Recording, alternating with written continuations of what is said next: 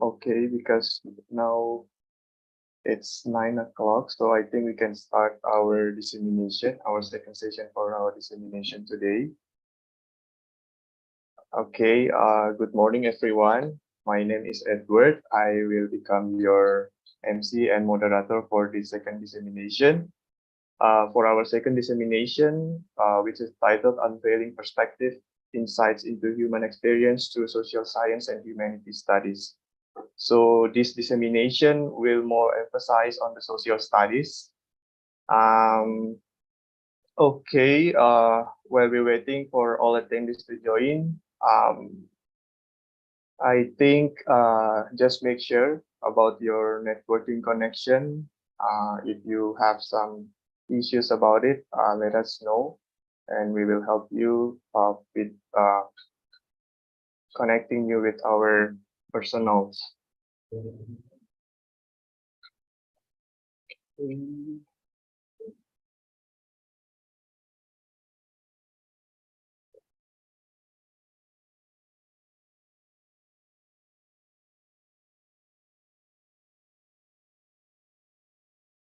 Okay, before we starting our second dissemination, at first we will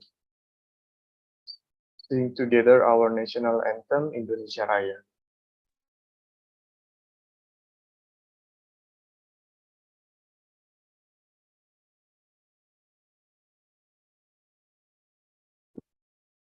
Okay, I am the Master Sema Romani and moderator for today. My name is Leonardo Edward. I come from Food Technology Department, Faculty of Science, Chulalongkorn University.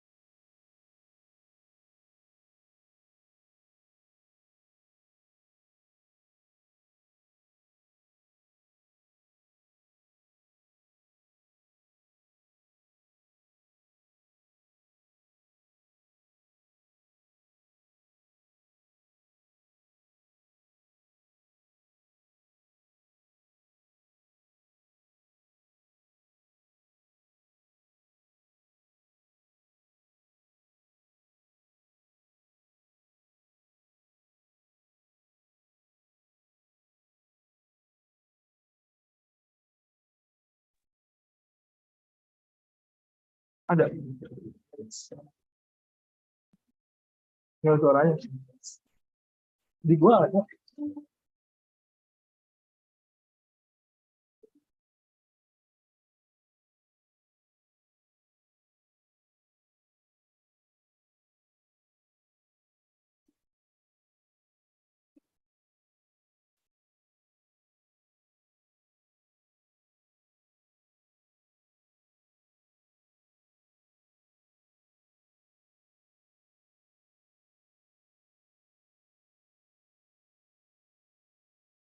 Sorry, I think we have a technical issues. I will try to check with the operator on this day.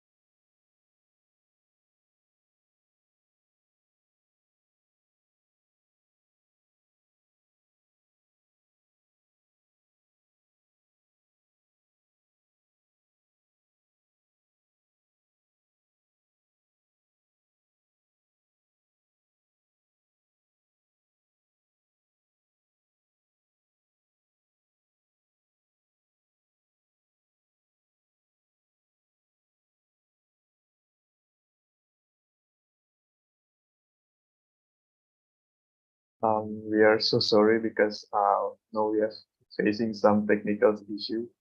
For all the participants, please have a patience and waiting for our personnel to fix the problem at first.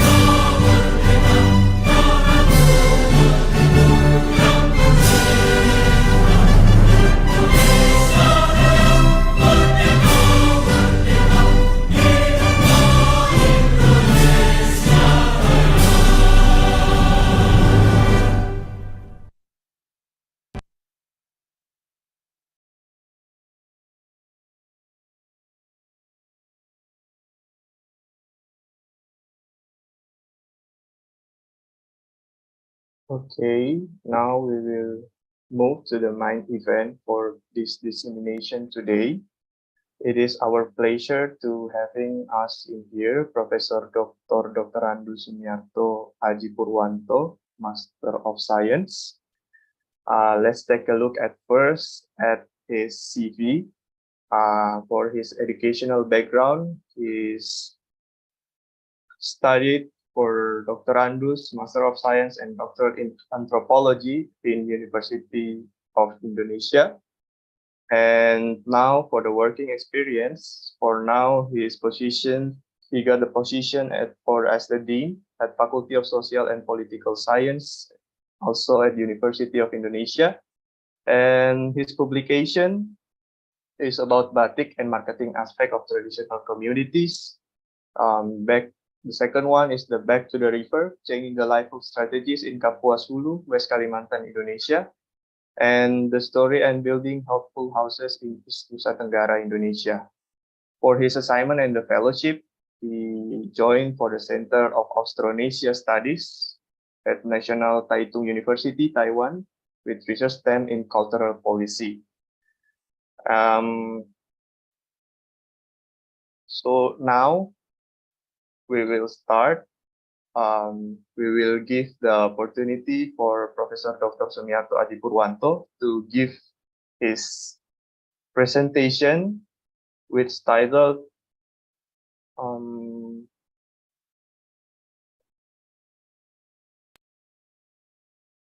Oh.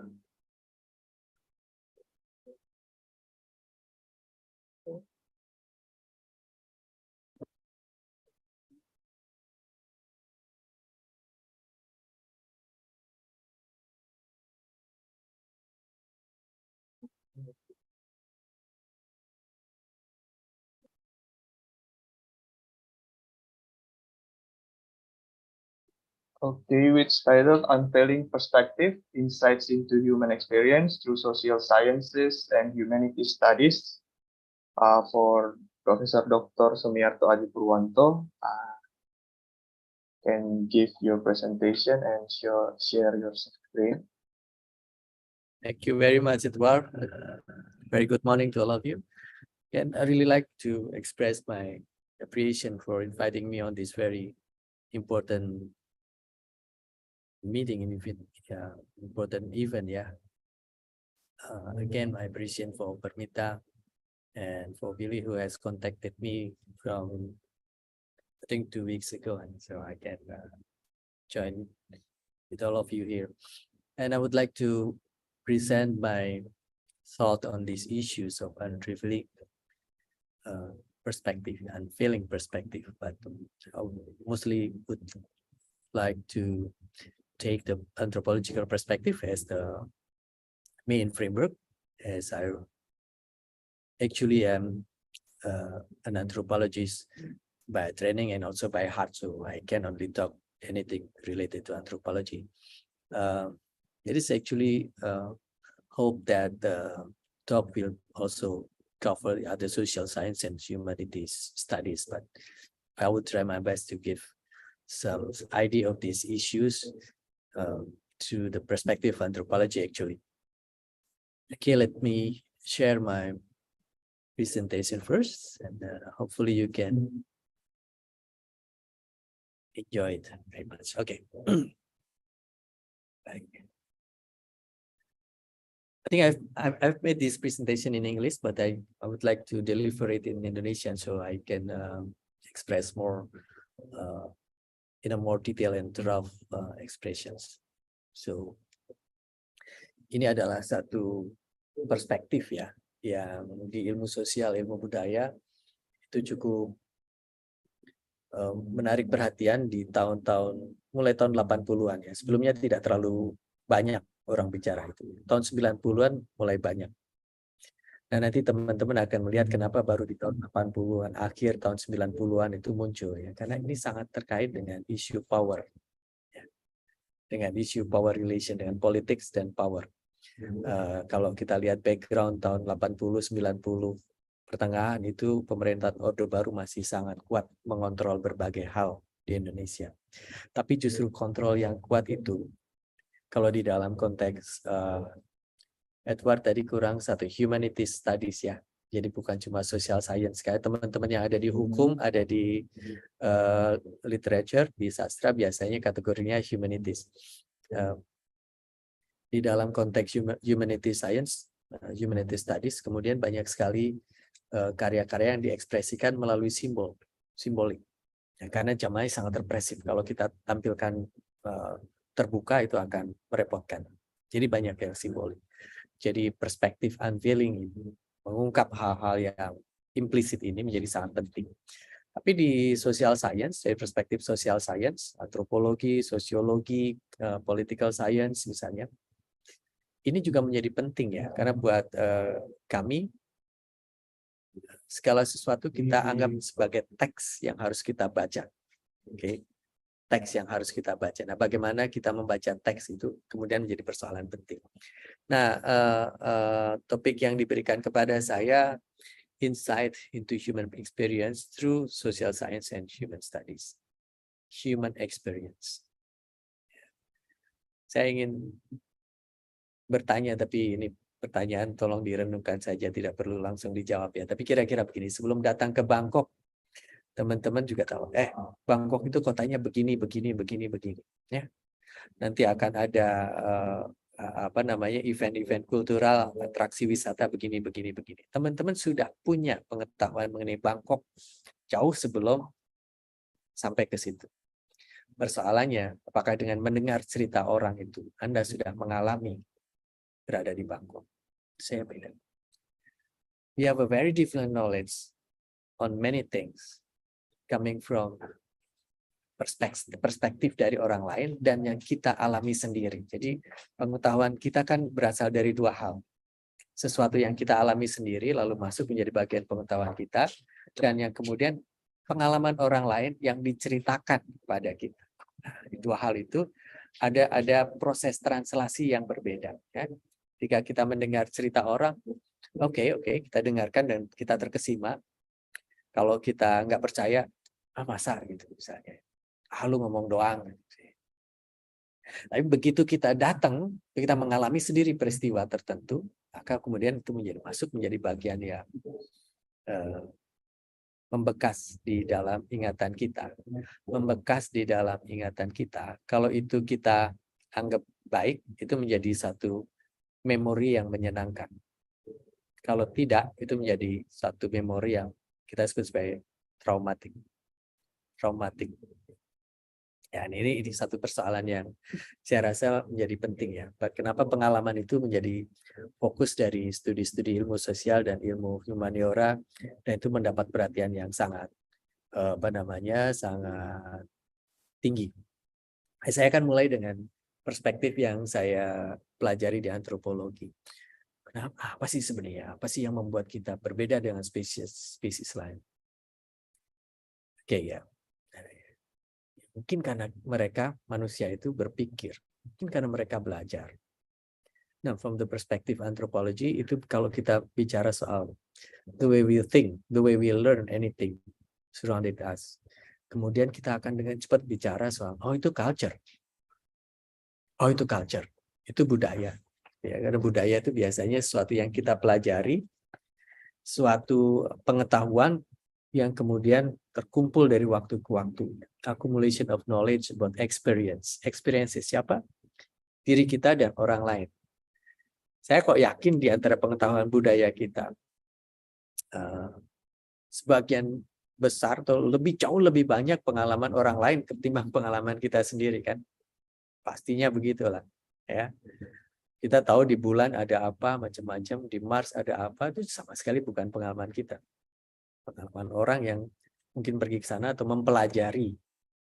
Dan kemudian diceritakan kepada kita melalui sains, dan kita merasakan, iya itu benar, dan menjadi bagian dari knowledge kita. Jadi pengetahuan. Information not directly experienced by organism.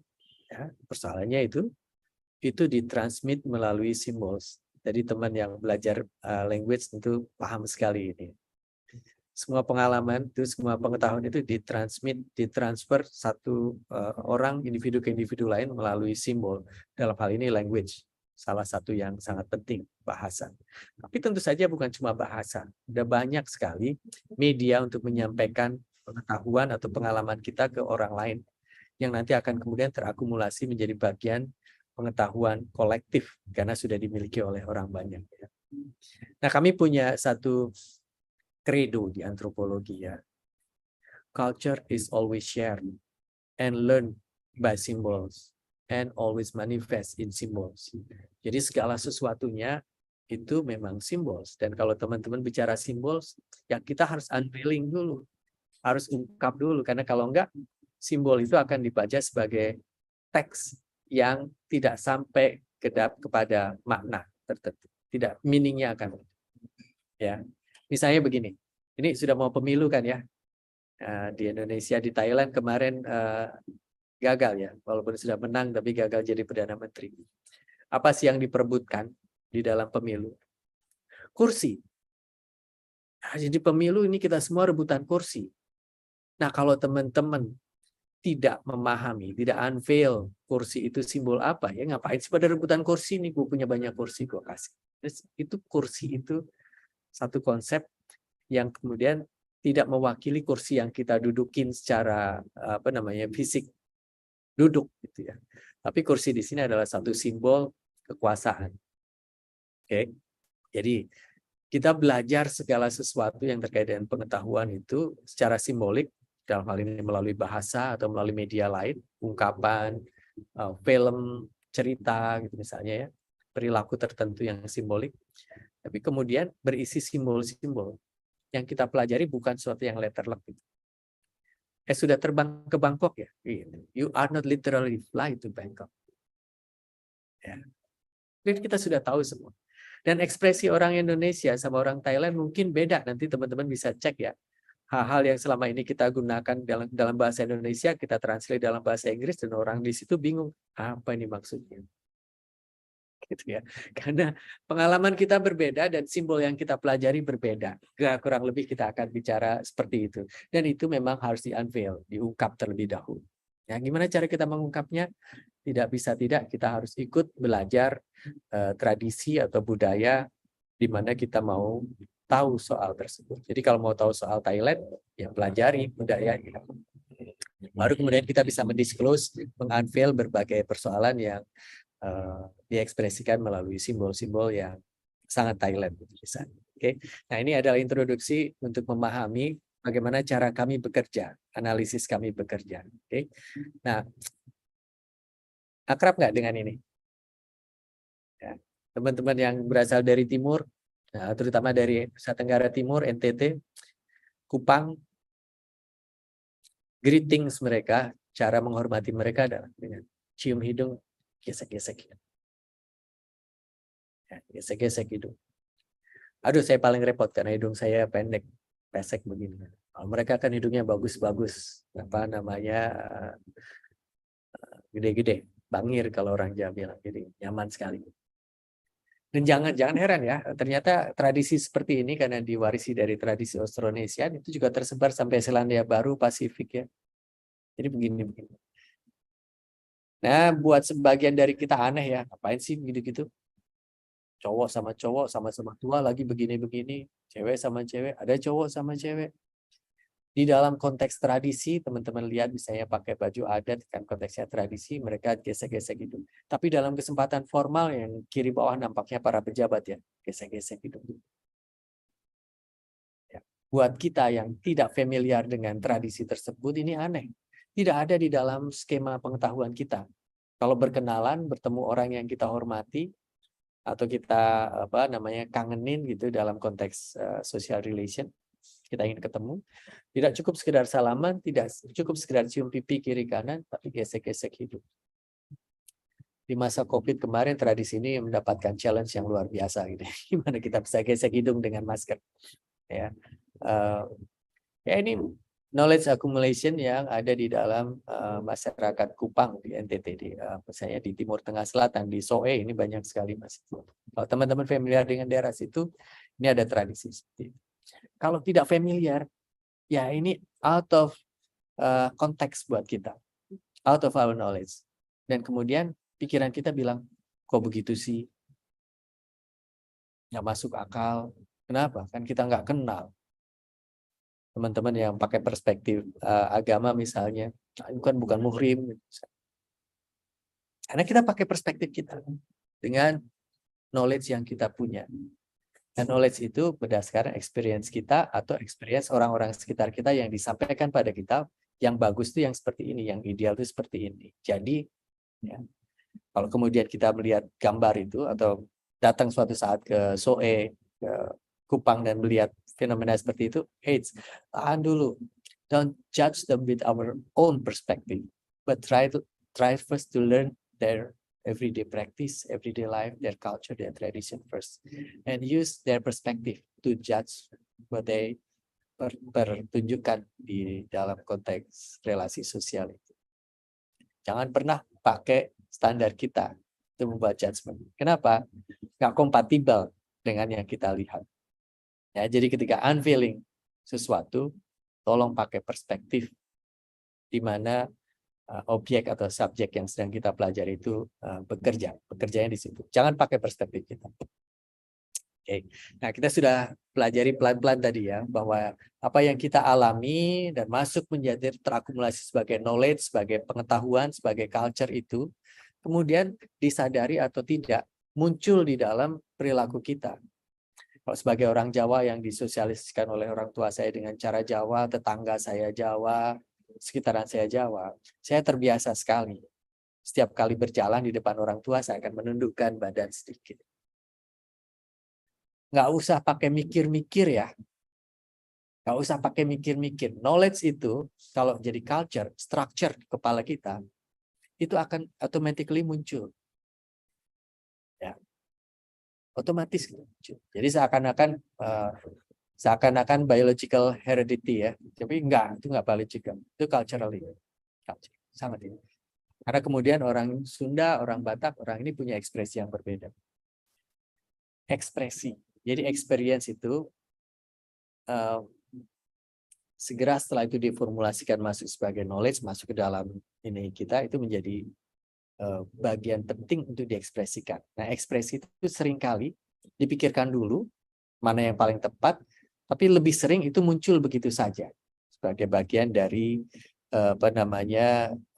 consciousness kita, inner consciousness. Nah, di antropologi kami bicara soal anthropology of experience ya. Bagaimana individu-individu itu memahami budaya mereka dan mengekspresikan perilaku dan ekspresinya dengan pengetahuan itu. Jadi persoalan penting adalah menginterpretasi ekspresi. Ekspresi bisa dalam perilaku, bisa dalam karya gitu ya. Jadi interpreting expression menjadi penting. Experience itu structures expression. Pengalaman kita yang kemudian menjadi knowledge, pengetahuan itu menstrukturkan ekspresi kita seperti apa. Jadi itu relasinya kelihatan. Nah, ekspresi atau kemudian kita kenal sebagai benda-benda yang kita pelajari di social science atau di humanity studies, itu kita sekali lagi ya saya sampaikan di awal, diperlakukan sebagai text, structure units of experience. Bisa wujudnya drama, lagu, patung, pernyataan-pernyataan verbal. Para politisi itu suka sekali pernyataan-pernyataan verbal. Itu adalah teks yang harus kita baca, yang dari mana asalnya? Dari knowledge. Pengetahuan dari mana? Dari experience kita. Experience kita enggak, seringkali dari orang lain, lebih banyak dari orang lain yang kemudian menjadi collective knowledge. Nah, antropologi belajar ini, ilmu-ilmu sosial belajar ini, dan saya mau share kepada teman-teman sekalian, apakah ini nanti bisa memantik diskusi atau paling tidak menginspirasi. Teman-teman lihat ini, anak-anak SD. Kira-kira pengalaman apa sih yang mereka alami? Hal apa sih yang mereka alami? Dan tersimpan di dalam struktur otak mereka. Dan kemudian ekspresinya adalah angkat tangan, semua buka mulut lebar, tapi lihat matanya positif. Vibes-nya positif. Kita tidak lihat ada yang negatif. Tidak peduli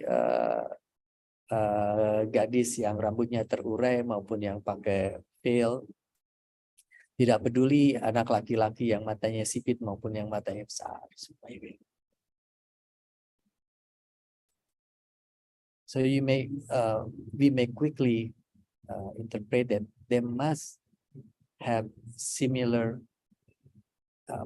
experience yang kemudian sangat mungkin enjoyable, comforting them, sehingga mereka ekspresinya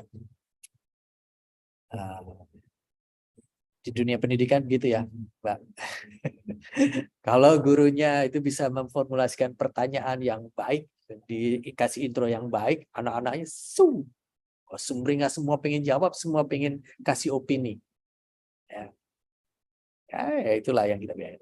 Tapi dari anak kelas 1 SD, kelas 2, kelas 3 itu akumulasi terus. Nah, kalau di sekolah-sekolah awal pengalaman belajarnya menyenangkan, maka niscaya di akhir SD, masuk SMP, SMA, mereka di kelas riang. Tapi kalau di kelas 1 SD, kelas 2 SD sudah dipres terus, aduh belajar jadi stressful. Mungkin ekspresinya di kelas jadi beda.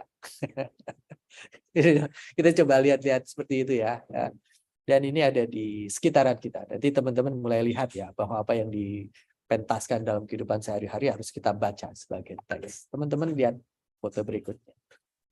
Kira-kira what kind of knowledge that they got, what kind of experience that finally or at the end will structure as their knowledge. Ya, apa kira-kira? tiap pagi berangkat sekolah melintasi bamboo bridge atau apa namanya bridge yang sudah hancur-hancuran kayak gitu.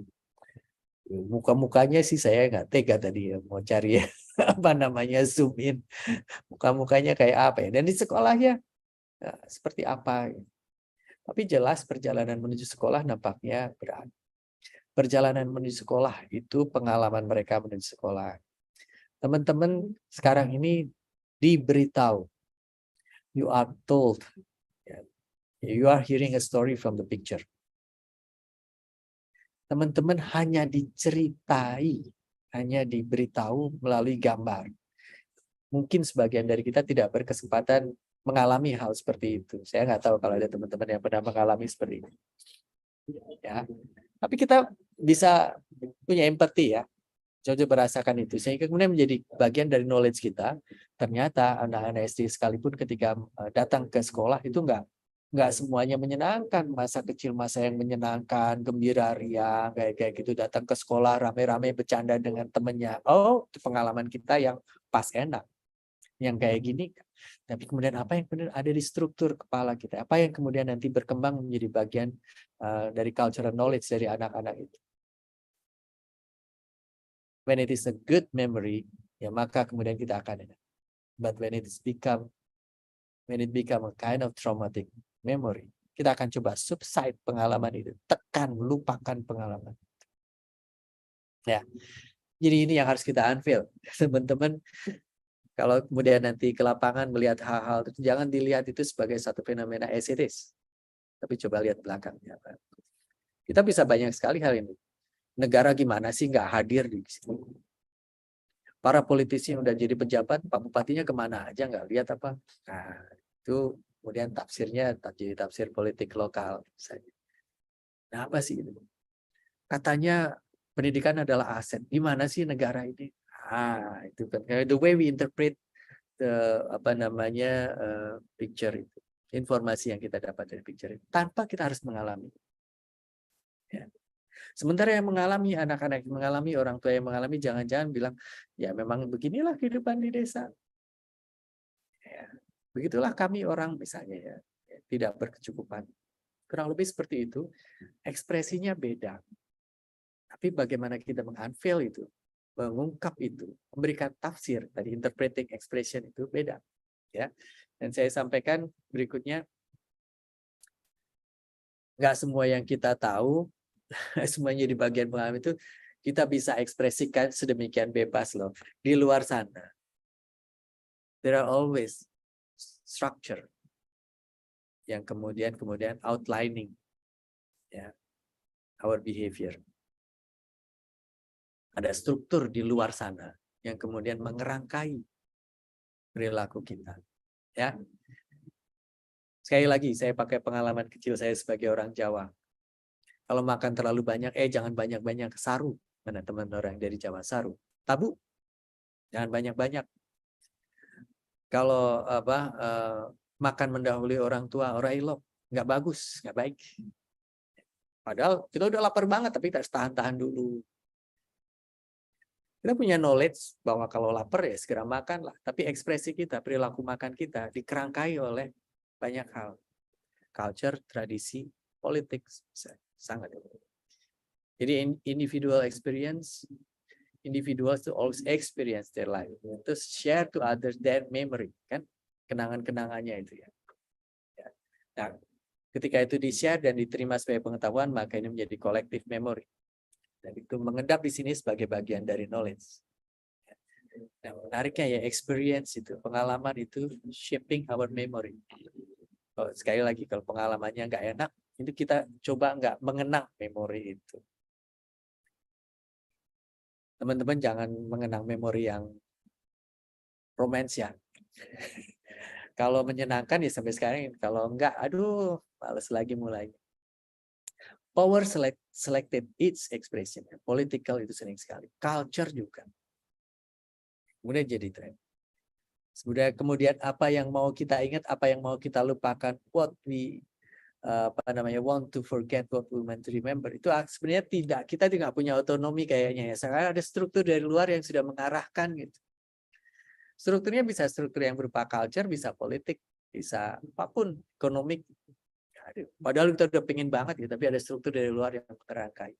Ya, jadi persoalan penting. Saya kasih apa namanya contoh romantis satu lagi ya. Nah, ini teman-teman tahu semua ini. Tahu ya? Ada apa dengan cinta? ADC tahun 2002. 3-4 tahun setelah reformasi muncul seperti menjadi oase dari hiruk-pikuk politik waktu itu. Nah, orang mungkin bertanya-tanya, ini kalau teman-teman sekarang bertanya, kenapa sih warnanya pelangi? Dia mau ngiklanin apa sih dengan warna pelangi? Nah, Mira Lesmana sutradaranya bilang, ya pelangi karena kehidupan remaja berwarna-warni. Tahun 2002 terjemahannya begitu. Tahun 23 kalau lihat warna-warni pelangi kayak gitu, pikiran kita ada sesuatu yang ringing di sini. Ada apa? Apalagi kalian di Thailand. Ya, karena di kita, experience kita dengan hal seperti itu beda, ekspresinya beda. Lebih seperti itu ya. Jadi ini menjadi satu yang penting. Tapi di tahun 2002 itu ada banyak peristiwa yang menyedihkan untuk saudara-saudara kita dari etnik minoritas seperti Cina misalnya. Dalam kerusuhan-kerusuhan di Jakarta. Sehingga plesetannya ada apa dengan Cina? Bukan dengan cinta. Ya. Dan ketika ekspresi itu muncul di dalam banyak meme, harus kita baca. Ya ada apa ya dengan cinta? Kalau cinta itu satu hal yang menyenangkan, maka kita kenang. Kalau nggak menyenangkan, kita coba lupakan walaupun selalu menghantui kita. Nah, Cina juga begitu, kelompok Cina itu juga begitu.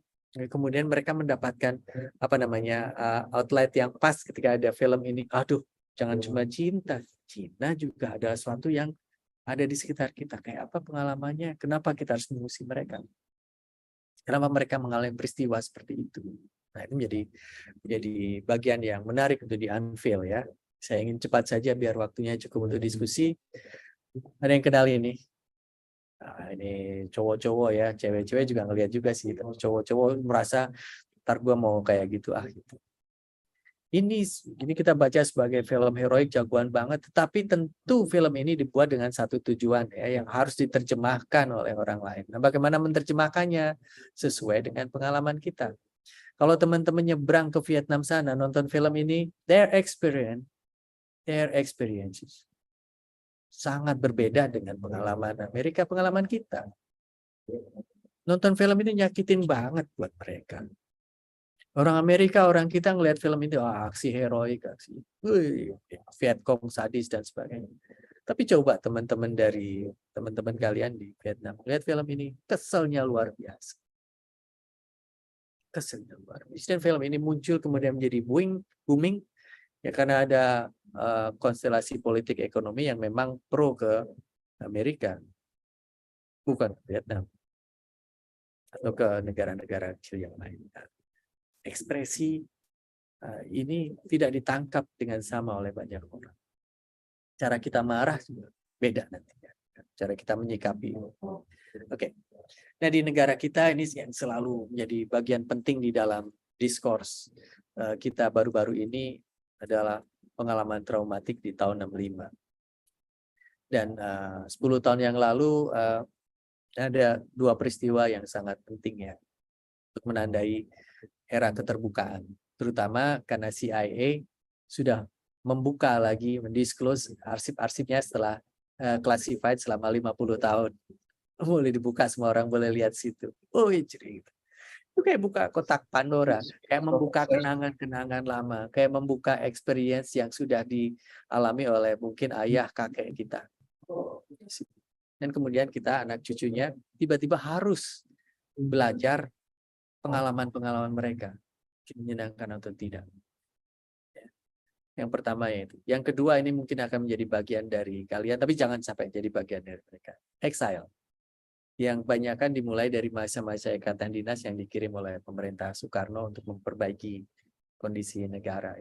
Kirim ke Eropa Timur dan sebagainya. Post G30 SPKI mereka nggak bisa balik dan jadi exile.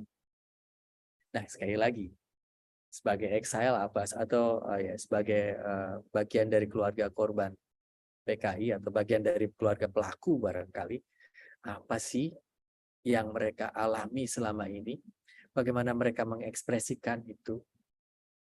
Kita sebagai orang luar yang berposisi sebagai peneliti, nah kita harus mampu unveil itu. Tapi sekali lagi, walaupun sebagai peneliti, kita juga dikerangkai oleh satu struktur di luar sana ya. Saya ke Cina 2 minggu lalu, dan saya selalu kagum dengan cara mereka. Saya bilang sama beberapa social scientist di sana, we are very much impressed by your programs on poverty eradication. It's very impressive that you eradicate 900 billions people out of poverty line. Jadi 900 juta orang Cina yang selama ini berada di dalam bawah garis kemiskinan, hanya dalam waktu 10 tahun tiba-tiba terentaskan, eradicated. Pertanyaannya kemudian kalau buat social scientist, saya tanyakan, do you see any effect on this program for the society in terms of social structure, cultural knowledge, dan sebagainya? No, we don't think about that. Yang penting mereka secara ekonomi terangkat. Ya, tapi saya sangat tidak pernah mendengar critical view dari para ahli sosiologi, antropologi, atau social scientist di Cina. Apakah mereka nggak tahu? Tahu, tapi mereka nggak bisa mengekspresikannya itu. Di dunia akademik sekalipun, nggak bisa mengungkap itu. Kecuali itu saintis-saintis dari luar yang belajar Cina, atau saintis Cina yang bekerja di institusi di luar Cina. Jack Ma yang super kaya raya aja nggak mampu sebebas itu mengekspresikan apapun yang dia mau. Teman-teman belajar Jack Ma ya. Jadi kayaknya kita punya otoritas untuk mengekspresikan segala pengalaman kita. Faktanya nggak begitu. Teman-teman lihat ini, tiap kali ke Jakarta, ya, apa namanya, Tugu Selamat Datang. Ada Monas, ada patung pembebasan Papua misalnya. Apa itu patung? Patung aja. Patung ya, itu yang harus kita unveil. Itu simbol-simbol apa gitu. Enggak, itu untuk keindahan kota. Jangan percaya keindahan kota. Ada satu message yang ingin di-deliver di situ. Ada satu image yang ingin dimasukkan. Yang kemudian akan diharapkan menjadi narasi. Nah, ini dia. Nah, narasi apa yang ingin dibangun oleh Soekarno waktu itu? Narasi kebangsaan. Ini yang generasi sekarang nggak tangkap ya patung aja. Tapi itu narasi kebangsaan. Nah, kita coba mengangkat narasi kebangsaan di masa kini dengan pawai juara SEA Games, pawai juara All England, para juara badminton di Arab, gitu. Ya, dan marah-marah. Kesebelasan kita juara SEA Games di Arab begitu, pemain bulu tangkis juara dunia cuek-cuek aja gitu. Itu hal-hal seperti itu menjadi bagian yang penting yang harus kita disclose ya. Oke. Nah, dengan kata lain ya, human experience yang tadi menjadi bagian dari diskusi kita, memang itu individual memories ya. Dengan struktur tertentu, social setting tertentu. Tetapi ketika itu disampaikan kepada orang lain itu menjadi collective memory. Ada di dalam benak kita dan menjadi bagian dari milik komunitas. Selalu ada isu power, political interest yang shaping expression, ya. Narasi atau bacaan yang beredar kemudian juga harus disesuaikan dengan itu. Nah, buat kami social science dan humanity studies, persoalannya deskripsi dari ekspresi dan experience dan expression itu seringkali beda sekali ya, dan itu yang harus kita disclose ya. Disclose secara critical, the untold story from the marginalized, from the victim perspective. Ya. Selain juga kita bicara soal theoretical debate dan praksisnya. Oke, kalau kita sudah tahu mau ngapain. So, kurang lebih itu yang ingin saya sampaikan. Saya share kepada teman-teman sekalian. Mudah-mudahan jadi pengetahuan. Mudah-mudahan bisa menginspirasi atau paling tidak menjadi diskurs untuk didiskusikan dari waktu ke waktu. Terima kasih. Thank you so much, Professor Sumiarto. I think this is one of the best presentation I ever heard. Really?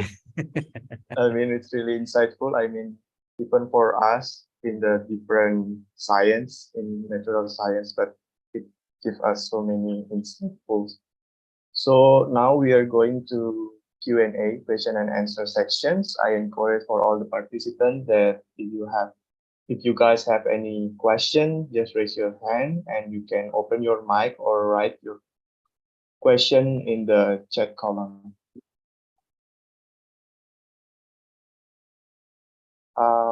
Actually, I have a question, Professor, but I asked for permission to deliver it in Indonesia, so maybe it will be more convenient.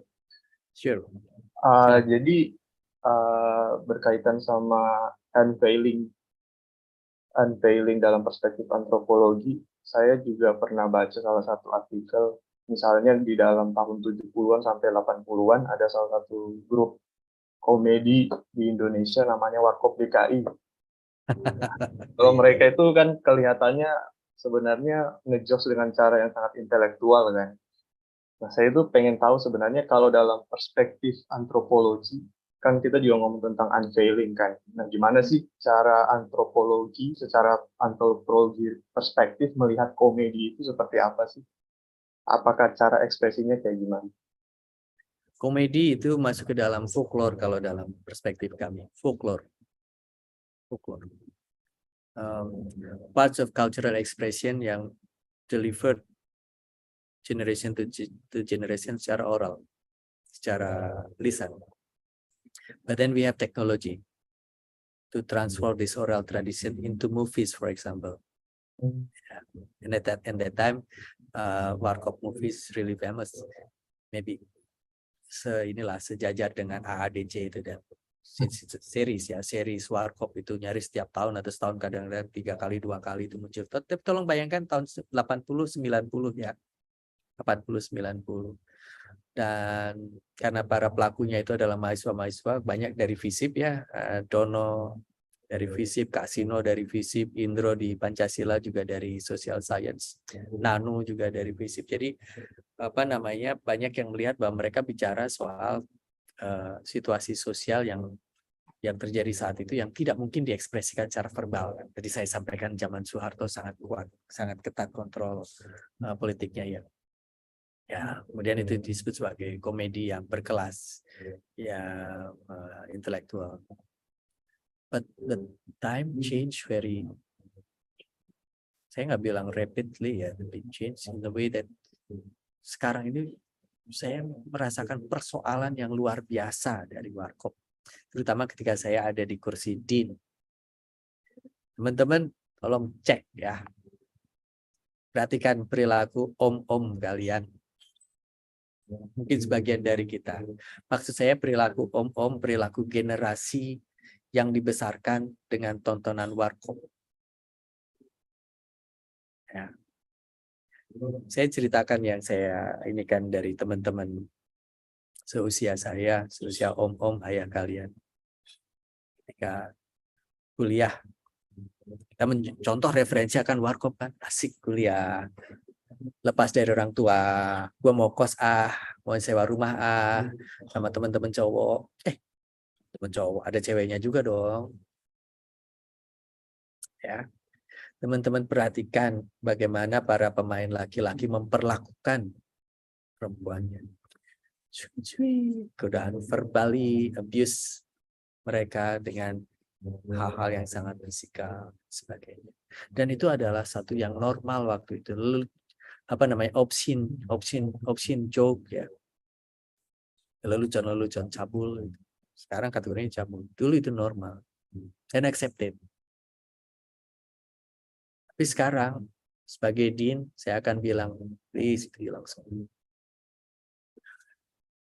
Itu referensi kami yang sudah kami jadikan kenangan buruk ingin kita lupakan. Tapi kenapa ya TV-TV sekarang jadi kalian masih korban tuh TV-TV sekarang juga masih nayangin film-film Dono, Kasino, Indro.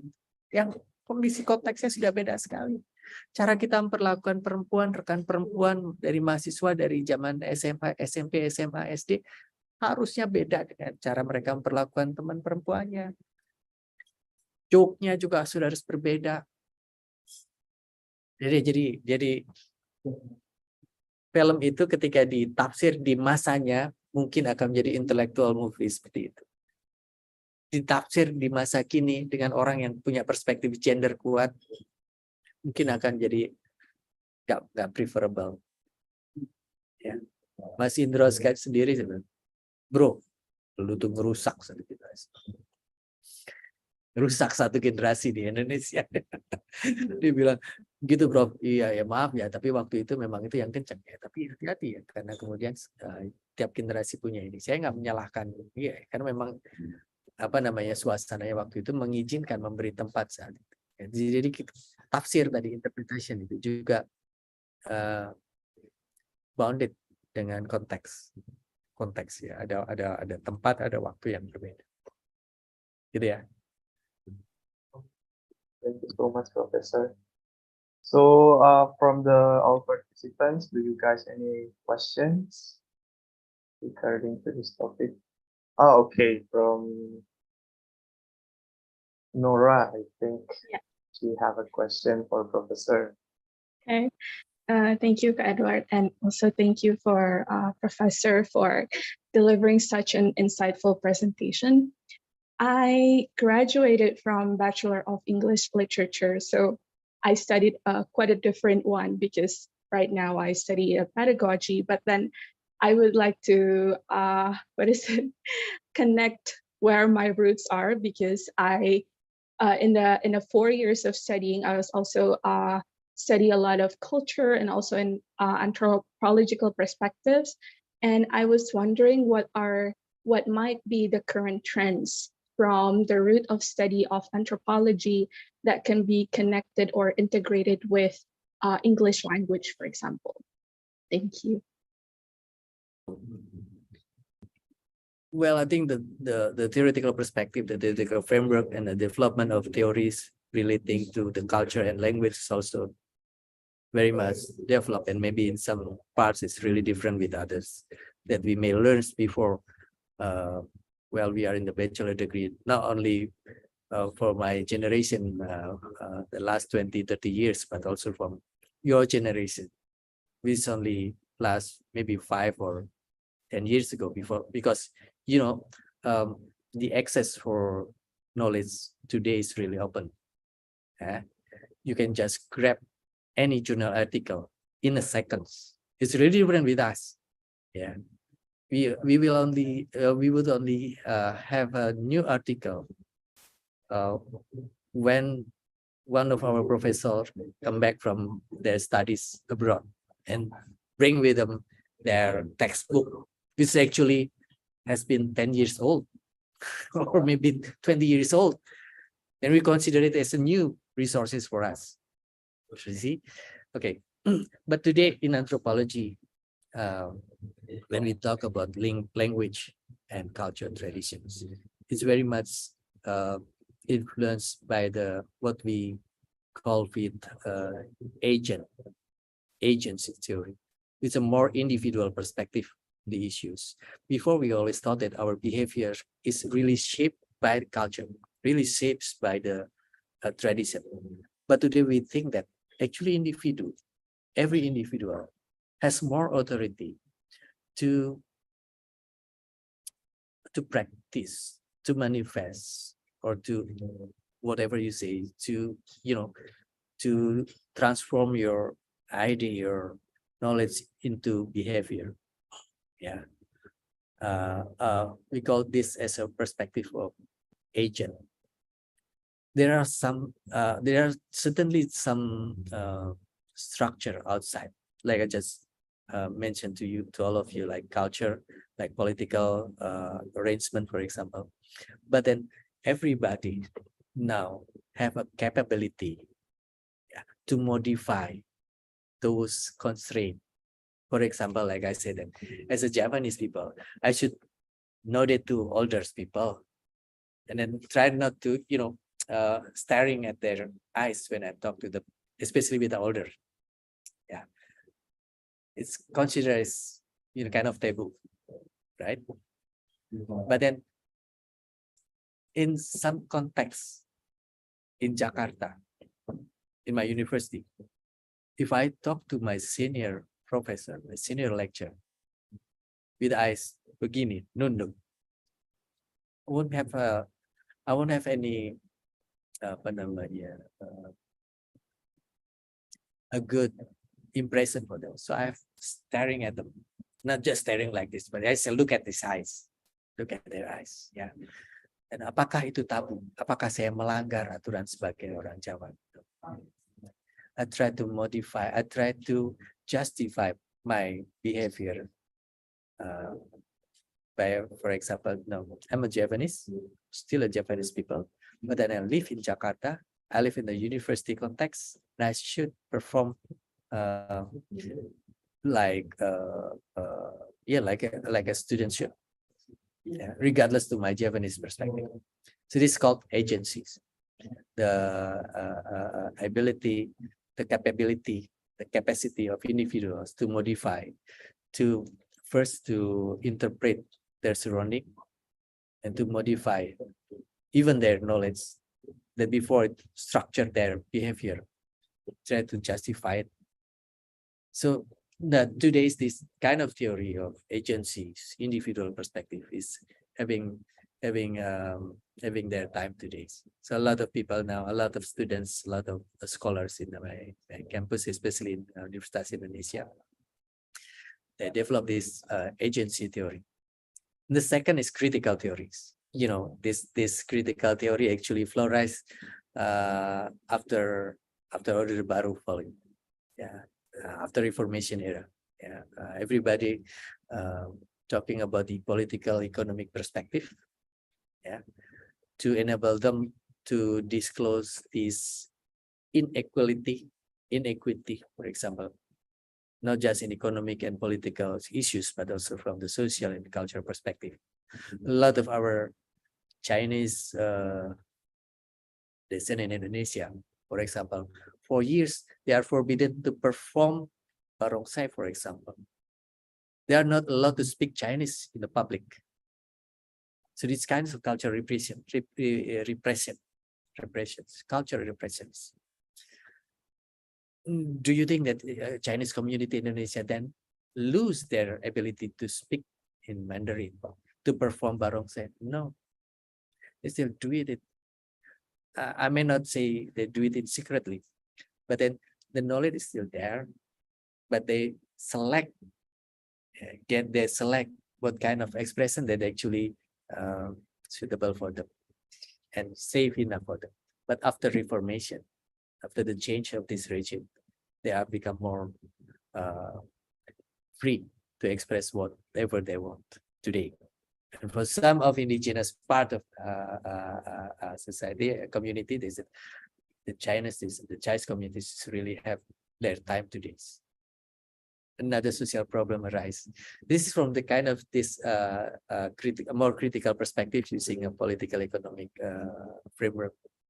So I would say that today our anthropology, especially in language, ya, kamu Cina, kamu TKA, kamu WNA, it's really kind of differentiate ourselves with others.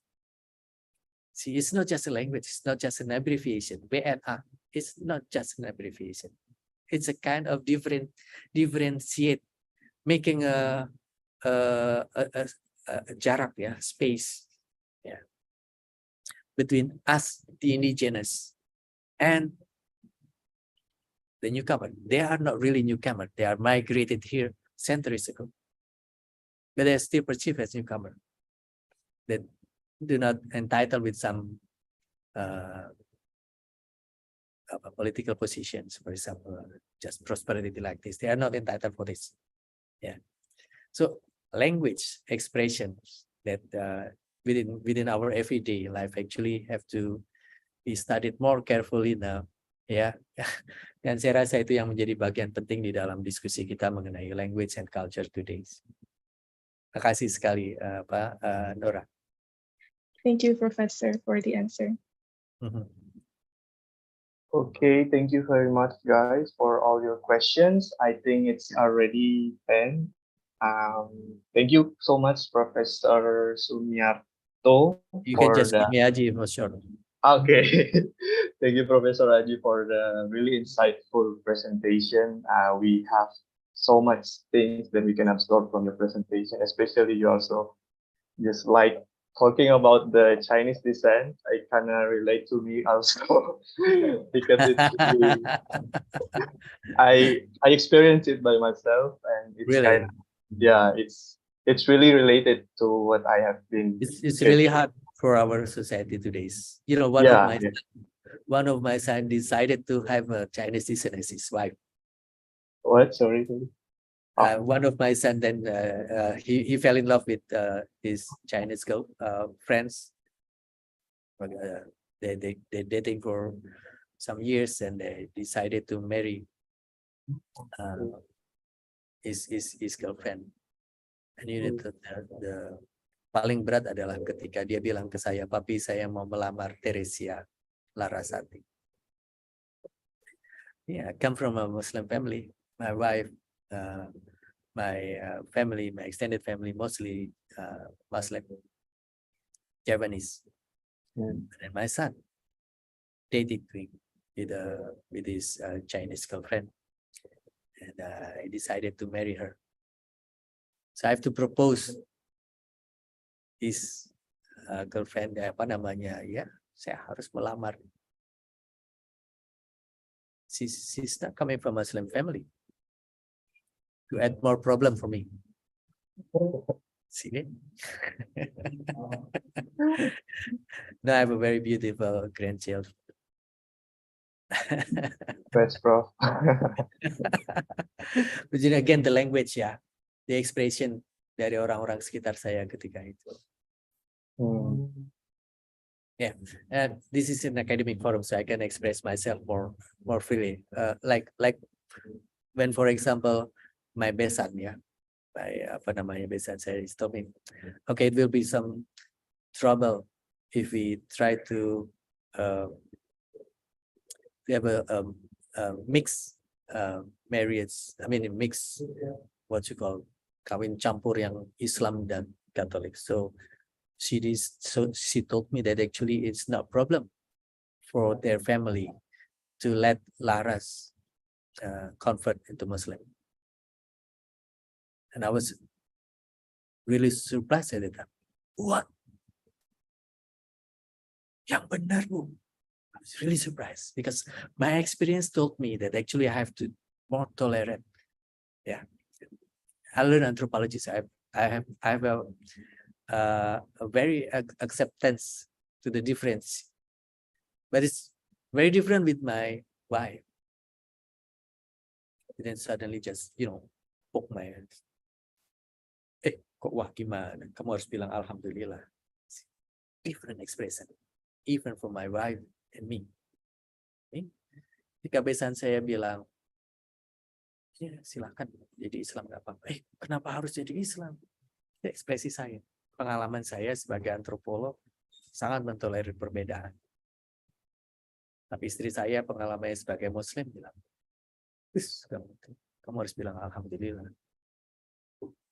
Again, the language is not just a language. It contains message. It contains context. It contains the debate that is in the society nowadays, right? The terms alhamdulillah is not just a word actually. Yeah. Ekspresi kaget saya, kenapa harus pindah? It's not just a word, it's not just a sentence. Yeah, it's disclose my relations with the past, my experience, and knowledge.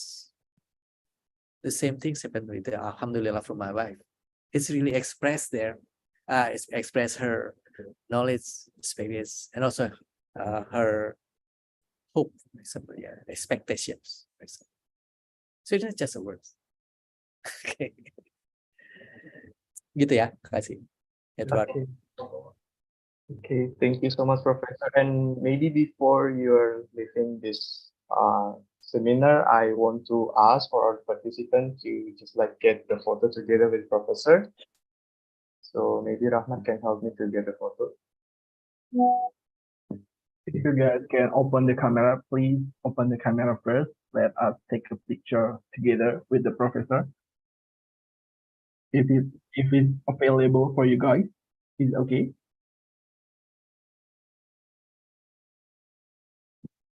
Maybe Lawrence or Kaif can open the camera.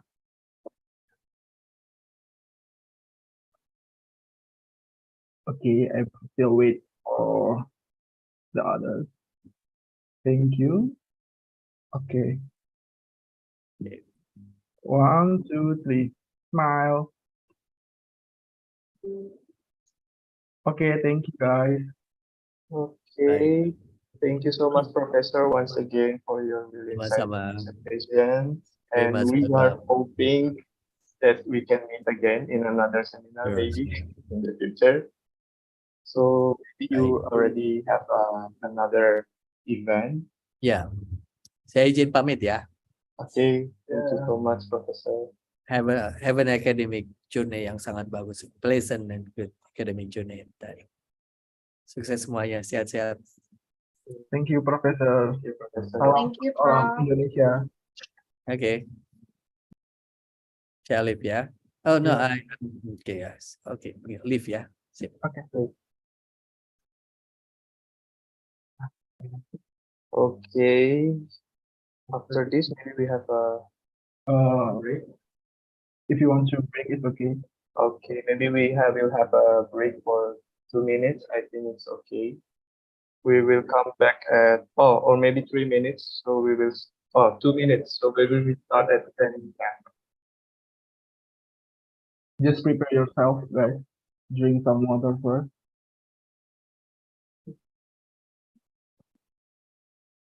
Just ini aja. Mm-mm.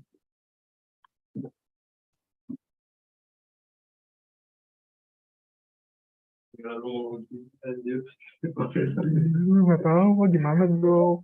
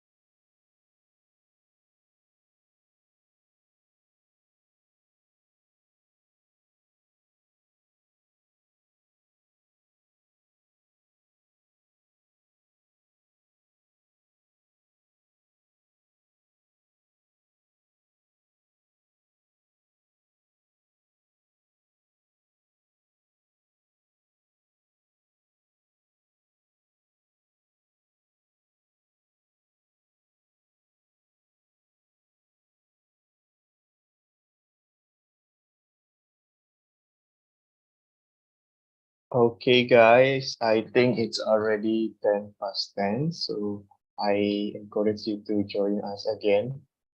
If you're convenient, just open your video so you can see our face each other.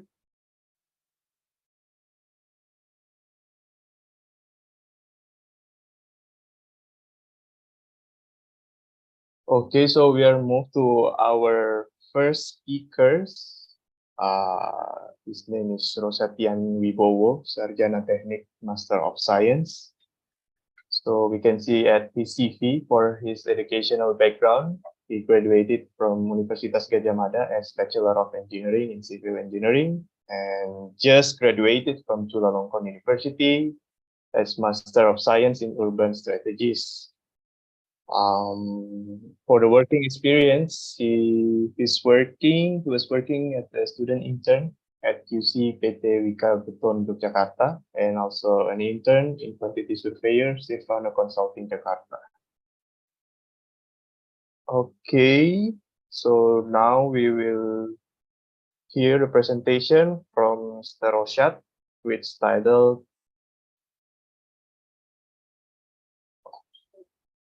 Assessing the Potential of Developing an Ecosystem for Electric Scooters in Bangkok, Thailand. For Mr. Roshad, you can share your screen. Okay. Wait, let me drink water first. Okay, okay. No need to rush.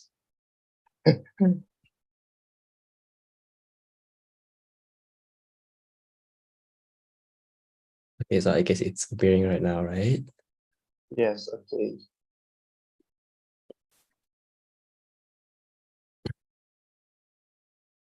Okay, so hi, I'm Rojat, and maybe you guys have been questioning why does this topic is considered as a social science research, because my faculty is from architecture, which is it's kind of science research, right? But then oftentimes the problems in urban development, urban studies, we require the knowledge from different multidisciplinary so and then because the problem is getting more volatile, uncertain, and CDR complex, and then it's getting ambiguous, and then solving the problem from only one perspective is not enough. So, and that's why what we learned in my master's degree, it also involved the social science approach as well. So yeah, my topic is about assessing the potential of developing an ecosystem for electric scooters in Bangkok, Thailand.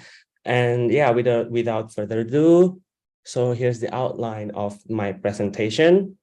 And I think I will not touch upon a lot on methodology, data analysis, and result discussion, because maybe it might be a bit boring. So yeah, I just want to kind of share what are this topic is about. So starting from the introduction. Yeah, so currently we are encouraged to use public transportation, right? Because it is considered more sustainable. But then one of the issue of public transportation is the absence of serving door-to-door service for the passenger. And micromobility, such as electric scooter, it provides the option for the first and last mile services to be integrated into public transportation. And electric mobility itself, it helps to provide lower travel costs and then less carbon emission. So it supports the sustainable development goals.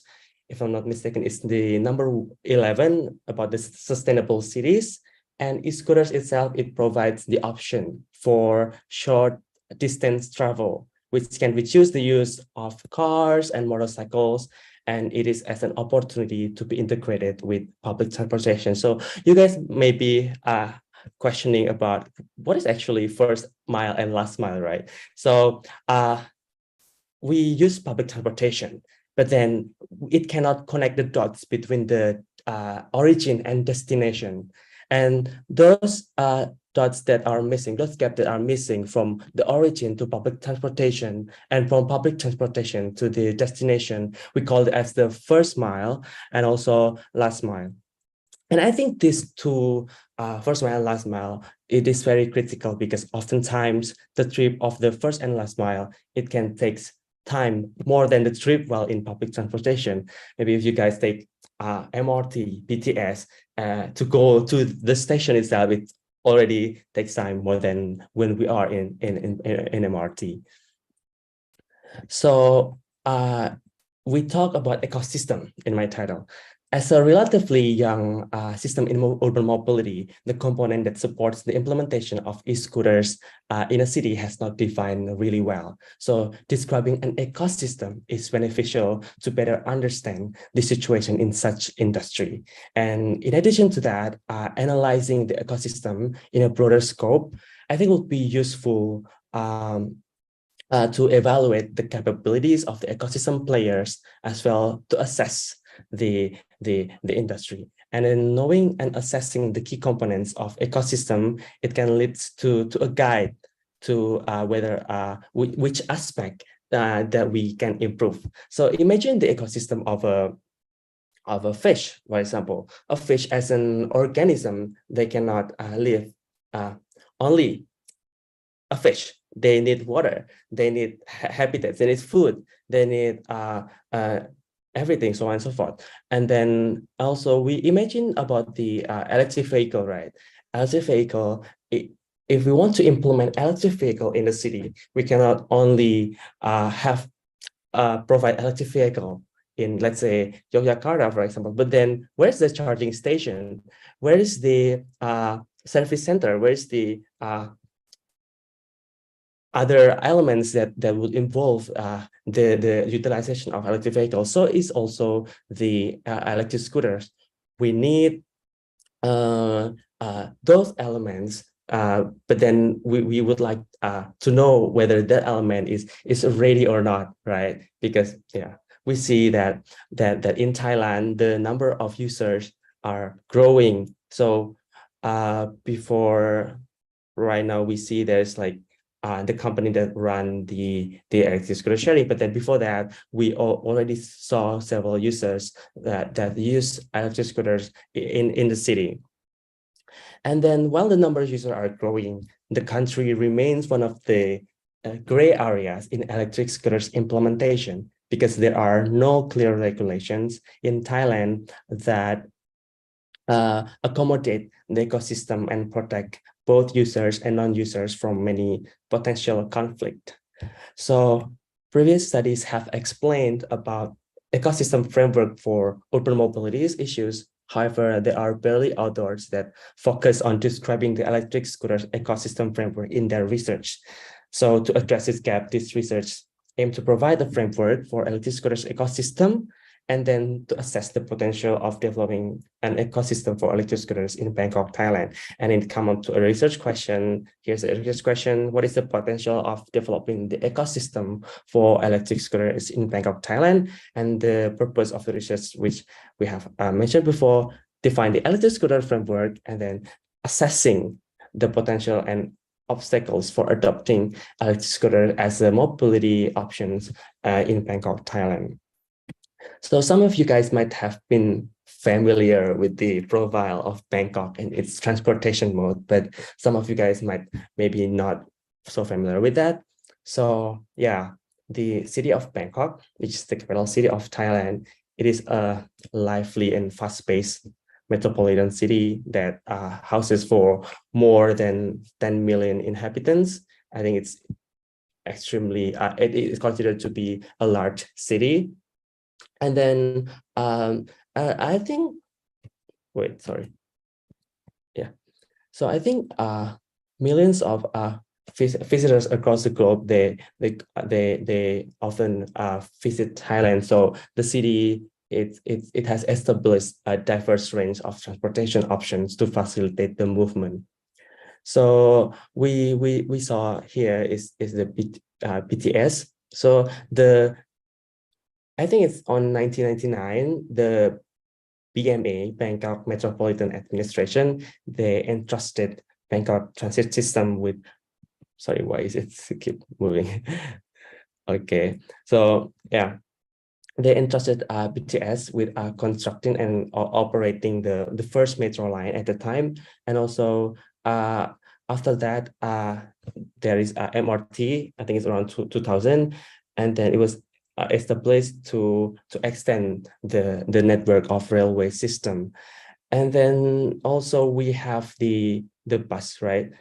During the early days of the bus, private operators run the bus transportation system in Bangkok, but then due to some competition and also so on and so forth, in 1976, if I'm not mistaken, so they established the MTA, which is the Bangkok Mass Transit Authority, that right now it's become the sole owner of the city's buses and operates mostly of the buses, while also granting licenses to private companies. So if we saw here, the bus that we usually saw, the electric bus, it is not belong to BMTA. I think it's belong to Thai Smile but then the PMTA is the one that has the right to grant the license to private companies to operate.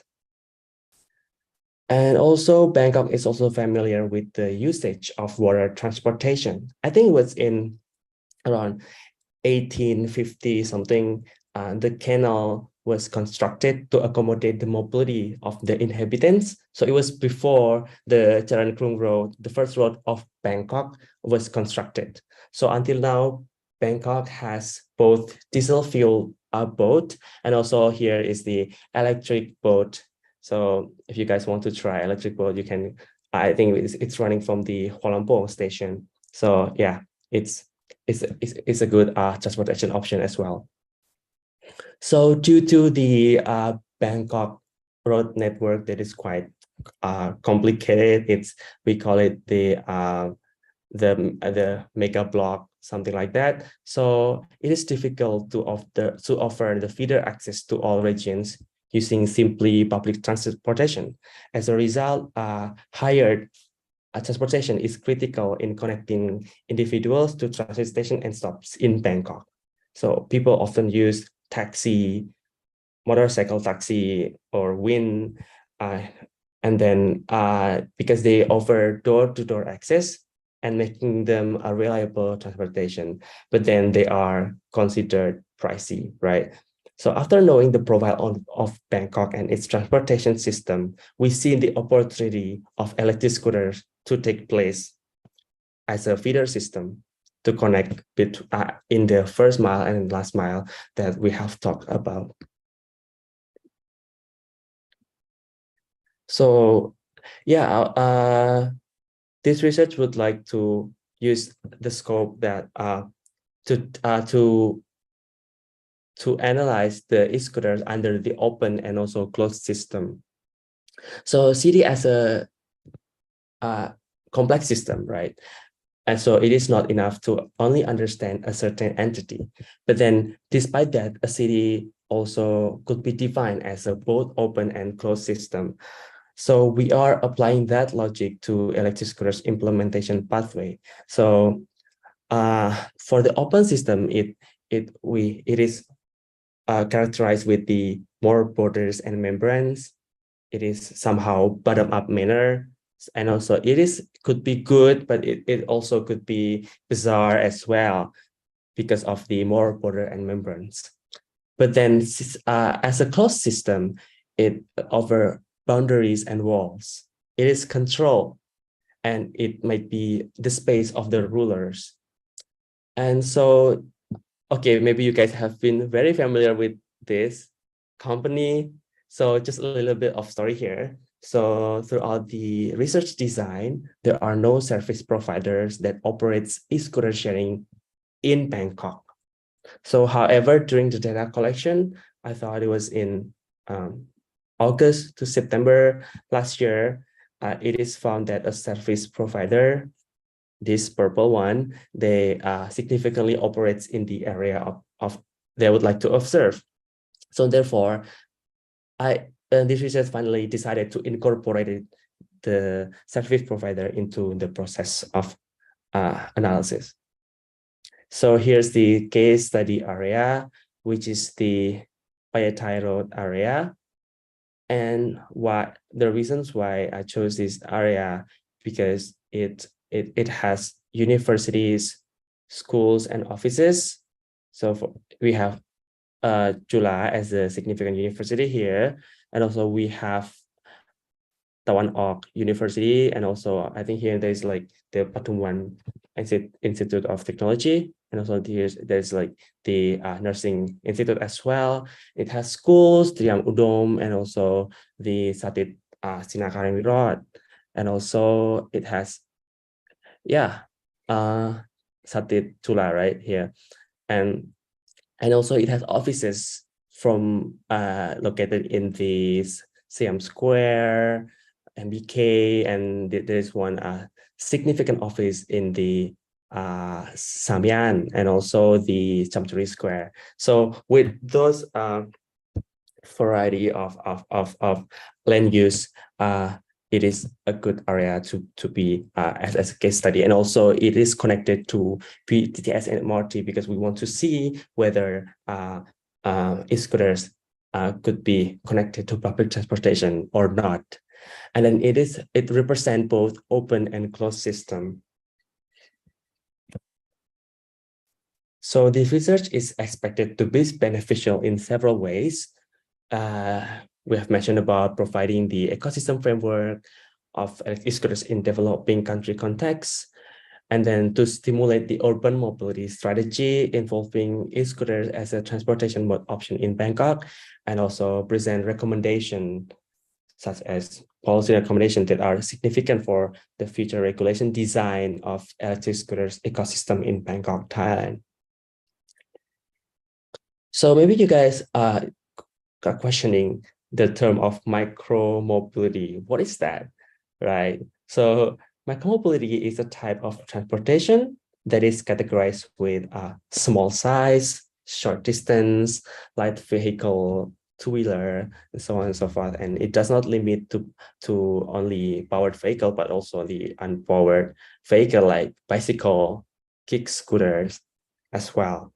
And then e-scooters itself is identified as micromobility and electrified, and then in this research we refer to the definition of electric scooters as a vehicle designed to transport users for short distance with small electric motors and a deck where a single rider stands.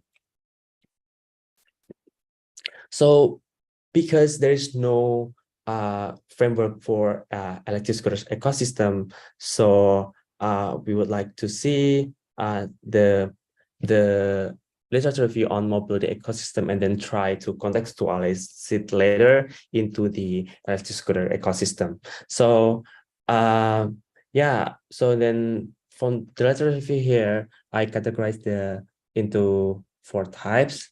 That is the key actors, digitalization, electric vehicles, and also business ecosystem. And then business ecosystem here, I think it is one of the basis of the framework building on this research. And it is an extended system of mutually supportive organizations, communities of customers, suppliers, producers, stakeholders, and then also there's the research from Zhang and She 2013 that combines business ecosystem and capability theories. So here's the business ecosystem by Moore 1997, and then here's the business ecosystem capabilities by Zhang and She 2013. And then, yeah, we try to contextualize it into the electric scooters by choosing critical elements for the ecosystem. And then in general, there are supply capabilities here, and also demand structure, and also the institution. So the supply capabilities act as the core of the business, while the demand structure complement it as the extended enterprises, and then combined with institution structure. And this all form an ecosystem framework for electric scooters implementation. And we also try to, from this ecosystem framework, we try to define the actors of the electric scooter ecosystem in Bangkok, and it involves here the supply, demand, also institution as well. So here's the situation of scooters implementation in other countries. I think Europe is one of the most advanced country in implementing the use of micromobility. Bicycle in Netherlands is very widely used, and also they have a very good biking infrastructure right there, and then they are also backed up with a good regulation as well. And then they actually, many cities in the Europe, they gradually updated the regulations. So because again, e-scooter is quite new, so they try to to upgrade their regulation by the time going. So yeah, and then I think the interesting part is that here is that in the USA, they incorporated the equity policy to mandate the service providers to give affordable options for the low income people, because e-scooters sometimes is prejudiced with the especially scooter sharing, it's less affordable. So yeah, they made it them not to exclude the low income people so that they can use the service. Also in Australian cities and Singapore, they provide a platform to educate people, and then which is beneficial to increase the awareness of the e-scooter users. So here's the significant challenges of electric scooters implementation for other countries. They are dealt with the challenge to examine the e-scooters, whether to allow or to turn down. And there would be many issues to examine, such as where does it have to be written, and then which maximum speed should be allowed. And then they are also challenged with the space choice and other regulation details. And most importantly, how they will make the regulation works, because there are still issues, even though the regulation has been set, such as the issues in improper parking, and also the speeding as well. So for the methodology, it is qualitative research that mainly use so yeah, here's the framework, right? And then we collect the data, and then we use 3 data sets here, which is the interview from group A, group B, and also field observation. And then those 3 data sets were being triangulated and assessed using the criteria that we have created, and also we know the ecosystem potential. So for the interview, we use the semi-structured interview, and the sampling, we use the purposive sampling to know to select the certain actors to be involved in the research. And then for the interview, we analyze using the thematic analysis. So yeah, this research come up with 6 users of electric scooters and 2 actors from, first one is the service provider, and also the second one is the supplier. So as we have discussed, when this research proposal has been approved, there is no service provider that operates in Chula, but then they extend their business in but then in September 2022, this company started to operate in Chula, and then they extend their business in other universities and other private properties. So therefore, I try to incorporate it into the research.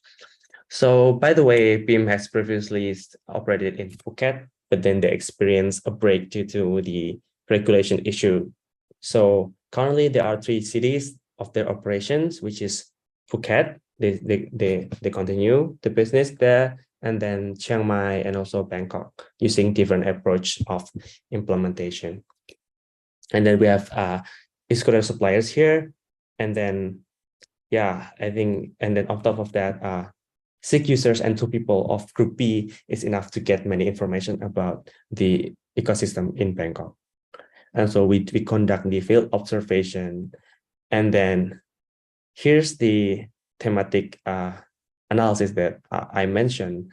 So we generated 28 codes from the transcript and initially came up with 9 themes, but then after that, after reviewing the themes, we finalized it into 6 themes, which is the supplier availability, the infrastructure, and also the users' practice and knowledge, safety, regulation in institution, and scooters as an option. So yeah, for the result and discussion, I will not really talk too much on this. So I would like to show the summary figure of each team. So yeah, for the supplier availability, so e-scooters are available widely both online and offline market. And then e-scooters in Thailand are mostly imported. And we also see some kind of fast electric scooters that can run very fast, and it has its own market in Thailand. And then e-scooters could be rented from service provider in some areas, and also e-scooters is less we can get e-scooter for a various various price. So the average of e-scooters price among participants is around 15,000 baht.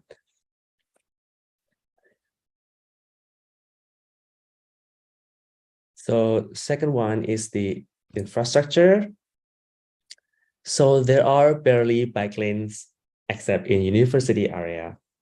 So actually, according to the data from Bangkok GIS, Bangkok only has around 130 kilometers in total for bike lanes. And with this length, people usually they question if the availability of bike lane in the city is available or not. And then I think all of the participants, they assess that bike lane availability in Bangkok is insufficient. But then yeah, we see in many top universities in Bangkok, they have a good availability of the bike lanes. And then and also it become one of the strategy of BEAM, of the service provider, to use universities as their strategy to deploy the e-scooter sharing service.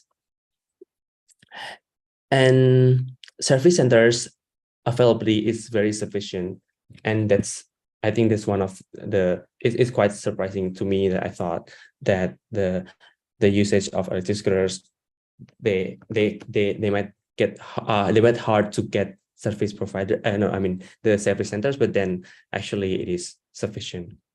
And e-scooters are allowed on public transportation as long as it is folded.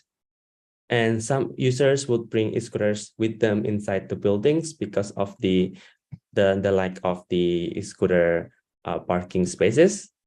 And then e-scooters are usually parked with a personal lock because it is prone to get stolen. They are afraid that it would get stolen.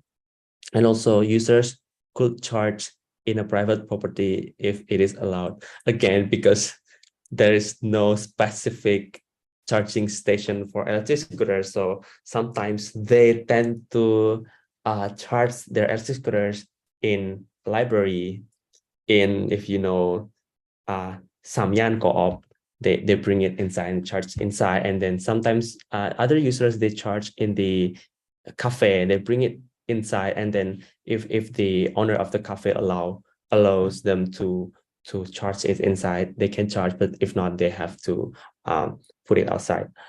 And then also parking spaces are perceived into two views. It could be available, but it could be hardly available. Because if some people, they think that parking spaces should be really safe for the scooters to get parked. So they see that, it is hard for them to find electric scooters. But then some of the users think that I can just put my scooters just everywhere. I can bring it inside the cafe, I can bring it outside the cafe, or I can just put it in the motorcycle parking. So they see that this electric scooter parking are available. So yeah, it is perceived into two views. So we talk about the users' practice and knowledge. So participants, they use electric scooters as a main transportation mode to transport from their residential area to the university or workplaces. And some users also integrate the use of scooters with public transportation. And in average, they travel around 4 to 5 kilometers a day. And here we see that there is the opportunity here to use electric scooter because of the distance that they are using. So, and then the speed usage, it depends on the vehicle's maximum speed, because again, there is no regulation that limit the speed usage. So they just, if their scooters can run until 30 kilometers per hour, they just use it to the maximum. And then the slower the speed, the more likely not to wear a helmet, because they think that, oh, my scooter is just running around 20 kilometers per hour. So why do I have to wear a helmet? Because even though if I get into accident, I will maybe not get injured. Yes, yeah. Some of the participants, they think like that. And also the speed limit of electric scooter of sharing, it is adopted from other country. So if we use the electric scooter sharing, it can run until 25 kilometers per hour. So, but then where's that number coming from? It actually came from the regulation from Australia and their headquarters there. So yeah. And then road is still a chosen space to ride electric scooters. We know that riding scooters on the road is dangerous. There are many big vehicles, buses, and then, you know, there's no dedicated lane for electric scooters. So it is mixed with the traffic, right? So the safety here is not safe. And then users are actually aware with some issue of electric scooters. They know that it is illegal. They know that it is not safe to ride in the road. But then again, there is no standard that is managing right now. So, and then service provider and supplier are aware of delivering essential knowledge. So if we talk about the campaign, we always talk about which stakeholder are responsible for that, right? We might think that, oh, maybe it's the government responsibility to talk about the safety of electric scooters. But then in fact, several the actors that really manage about this issue is currently the service provider and supplier. They actively do campaign on scooter safety through the application, and also supplier, they do campaign on the YouTube channel, and yeah, and it is also integrated with their marketing strategy as well. So for the safety, we know that for the safety, riding on sidewalk is unsafe for both riders and pedestrians, and accidents are it often happen. And then but then it is associated with quick reaction times, and then it is also associated with the speed usage, infrastructure condition.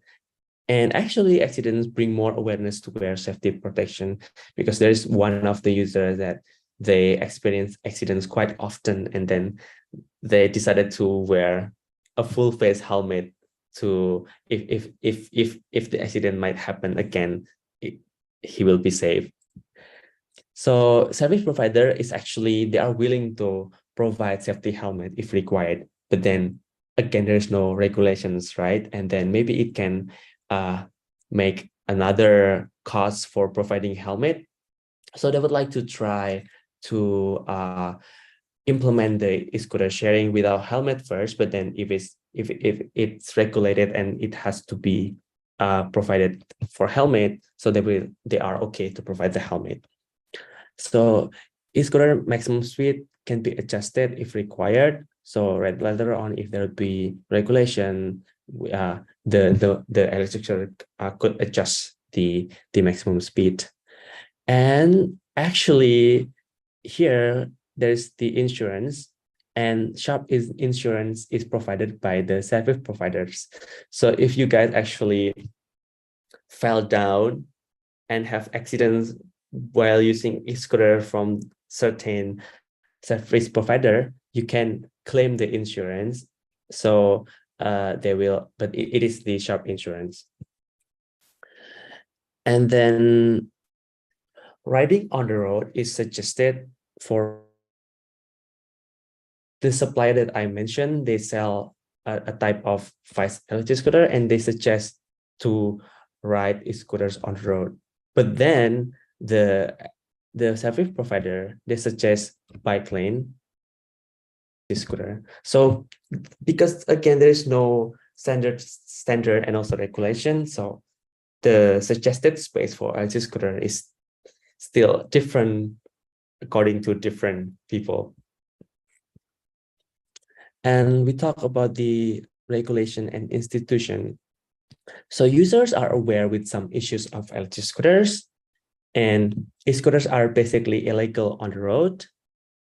Supplier sells e-scooter as a regular goods because they cannot, it is unregistered vehicle, so it cannot be registered.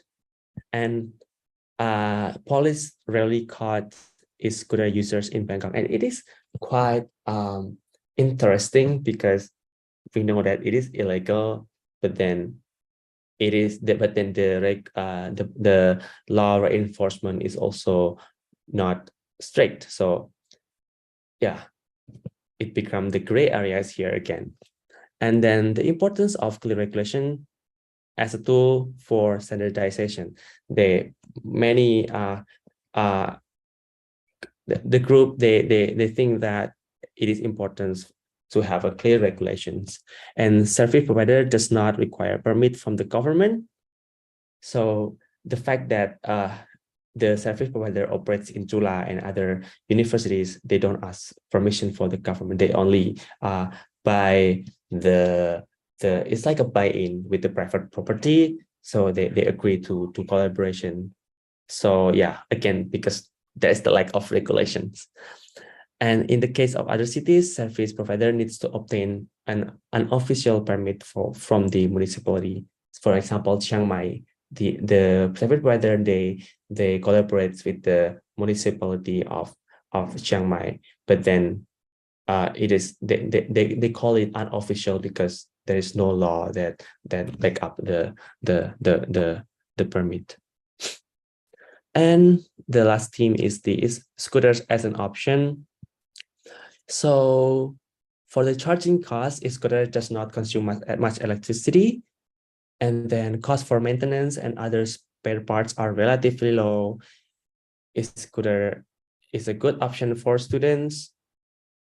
And Bangkok's public road might not be ready for electric scooters, or maybe might never be ready for electric scooters. And users, a service provider and a supplier, they expect for adequate infrastructure and clear regulations. So we come up with the assessment, and we know that the supply capability are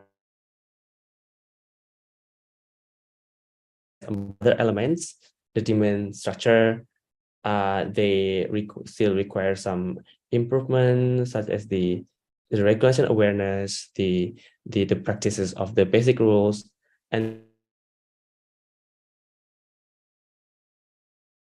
a transportation option in Bangkok possible.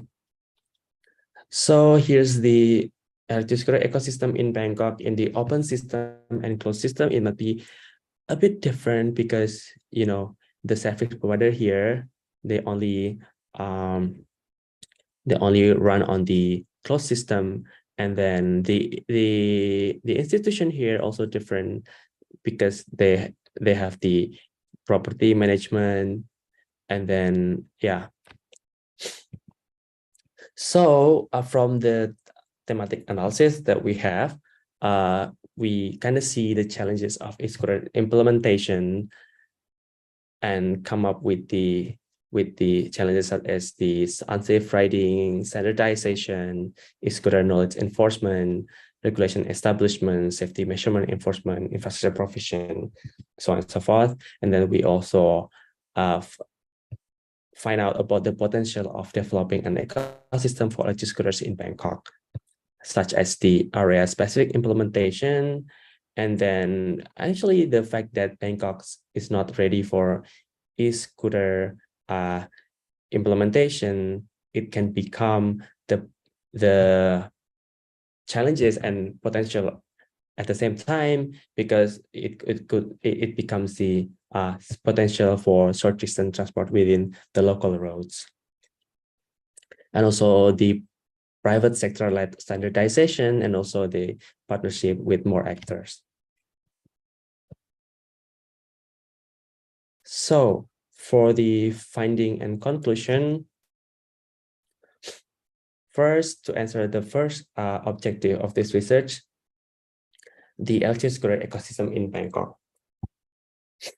So the electric scooter ecosystem in Bangkok is still under development, because the supply requires adequate bike lane provision to meet the safe riding and ideal environment. The parking space and road marking, they are good, and the demand structures need more understanding about e-scooter utilization, so that e-scooters could become a safe transportation mode option for people. And then the institutional side, they require the establishment of rules and regulations to standardize the use of e-scooters in Bangkok, so that the safer rides could be achieved. And then the elements of electric scooters ecosystem are not entirely local specific. For example, the regulation could be established in a country level, in particular to also address the absence of regulation in other cities such as Chiang Mai and Phuket. And then the ecosystem in Bangkok is not ready to implement in the public road. One of the main reasons is the lack of micromobility friendly infrastructure in public roads. They will be hard to be addressed. So we talk about the closed system here. So the ecosystem of e-scooters is not ready to be implemented in public roads, right? So however, there's a potential to develop an ecosystem of electric scooters in a specific area, or we call it as a controlled environment. And in the area of observation, we found that Chulalongkorn University is a controlled environment under the umbrella of Samyan Smart City. And this is a perfect example of a scooter ecosystem in a controlled environment. And the existence of scooter sharing has actually risen the trend of powered micromobility, which makes more users utilize the scooters as their daily transportation, even in the open system.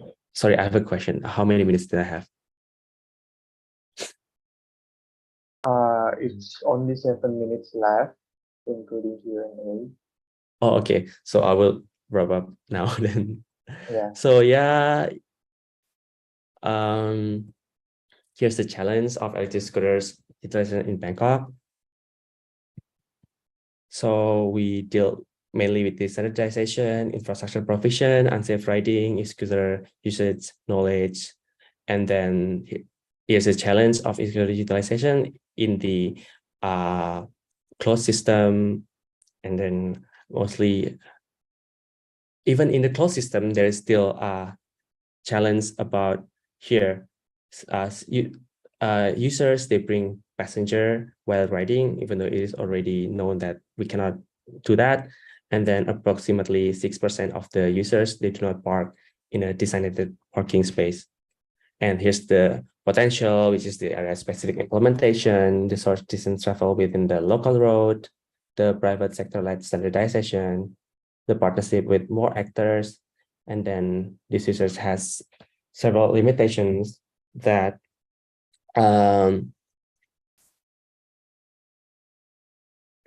this research assessed the potential of developing an ecosystem for agriculture in Bangkok. However, some of elements might not fully represent Bangkok because of the study area. And then this research does not emphasize on the scooters users' travel behavior.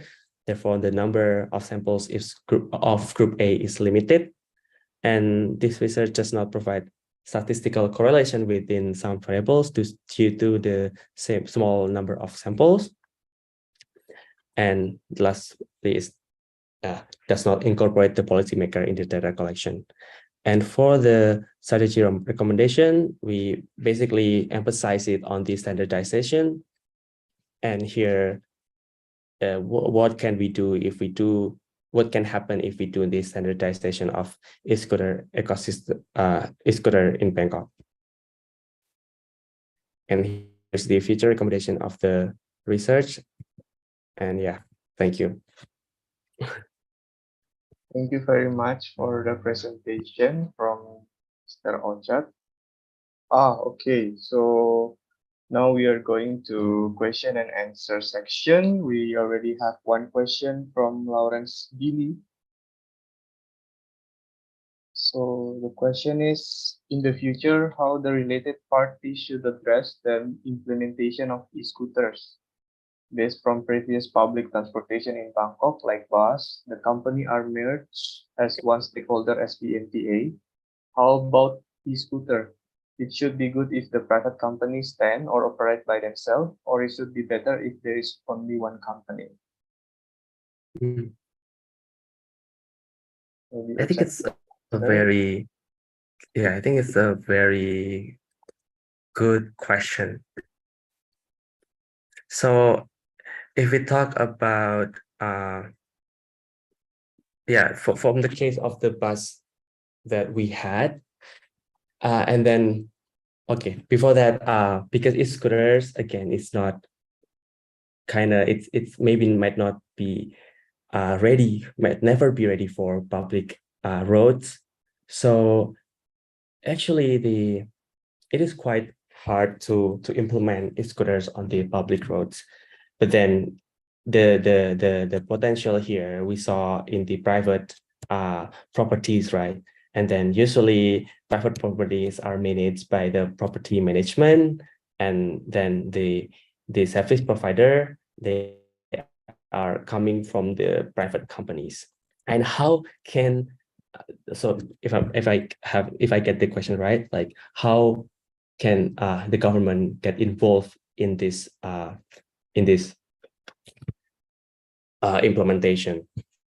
So the first thing is that if the government can provide the policy and regulations to for the implementation of LG scooters in the future, I think it will be good, because the first one that might happen is that it can attract more service provider to open the business in Bangkok, and then at least everything is getting more standardized.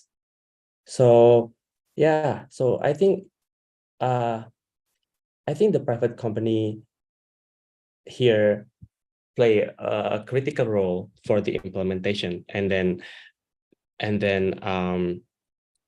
I think by having the regulations here, the government could create some criteria what kind of private company that can apply to get the license to operate in Bangkok.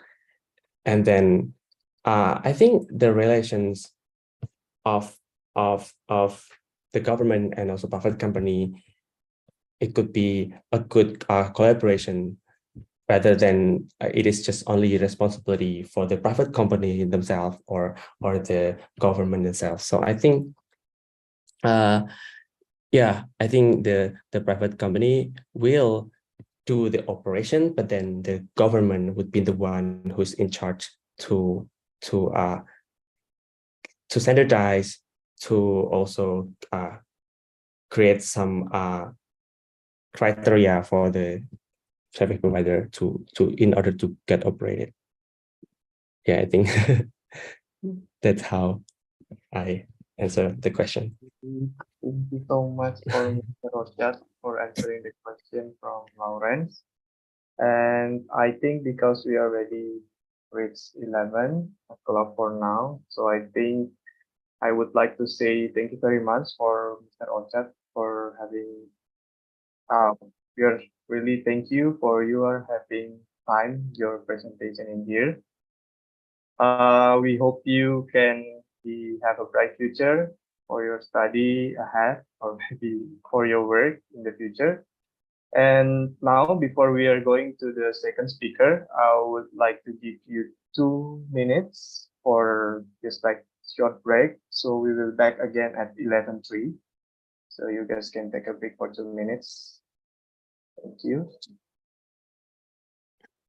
Okay, thank you, everyone.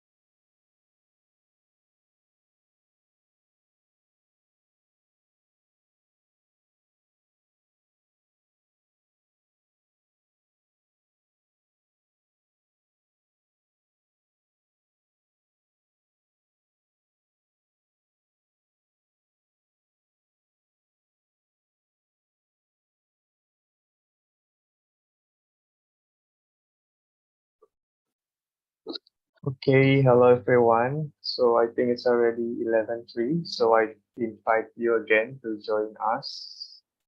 I open your video so we can see your face. Okay, so now we are moving to our second speaker. So let me introduce our second speaker is Miss Tanti Larasati, Sarjana Hukum, Master of Law.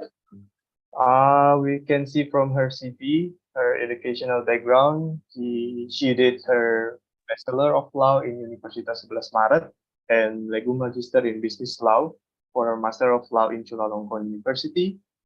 And I guess she has a lot of experience in working field.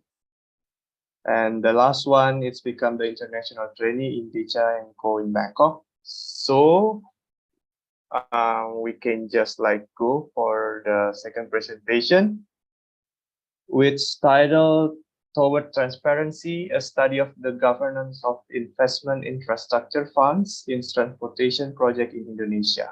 For Ms. Tanti Larasati, time is yours.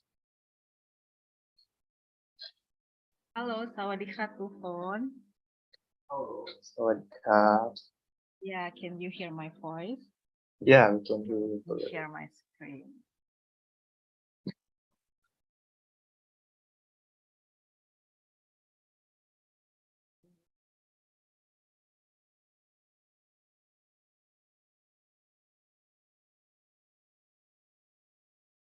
Yeah.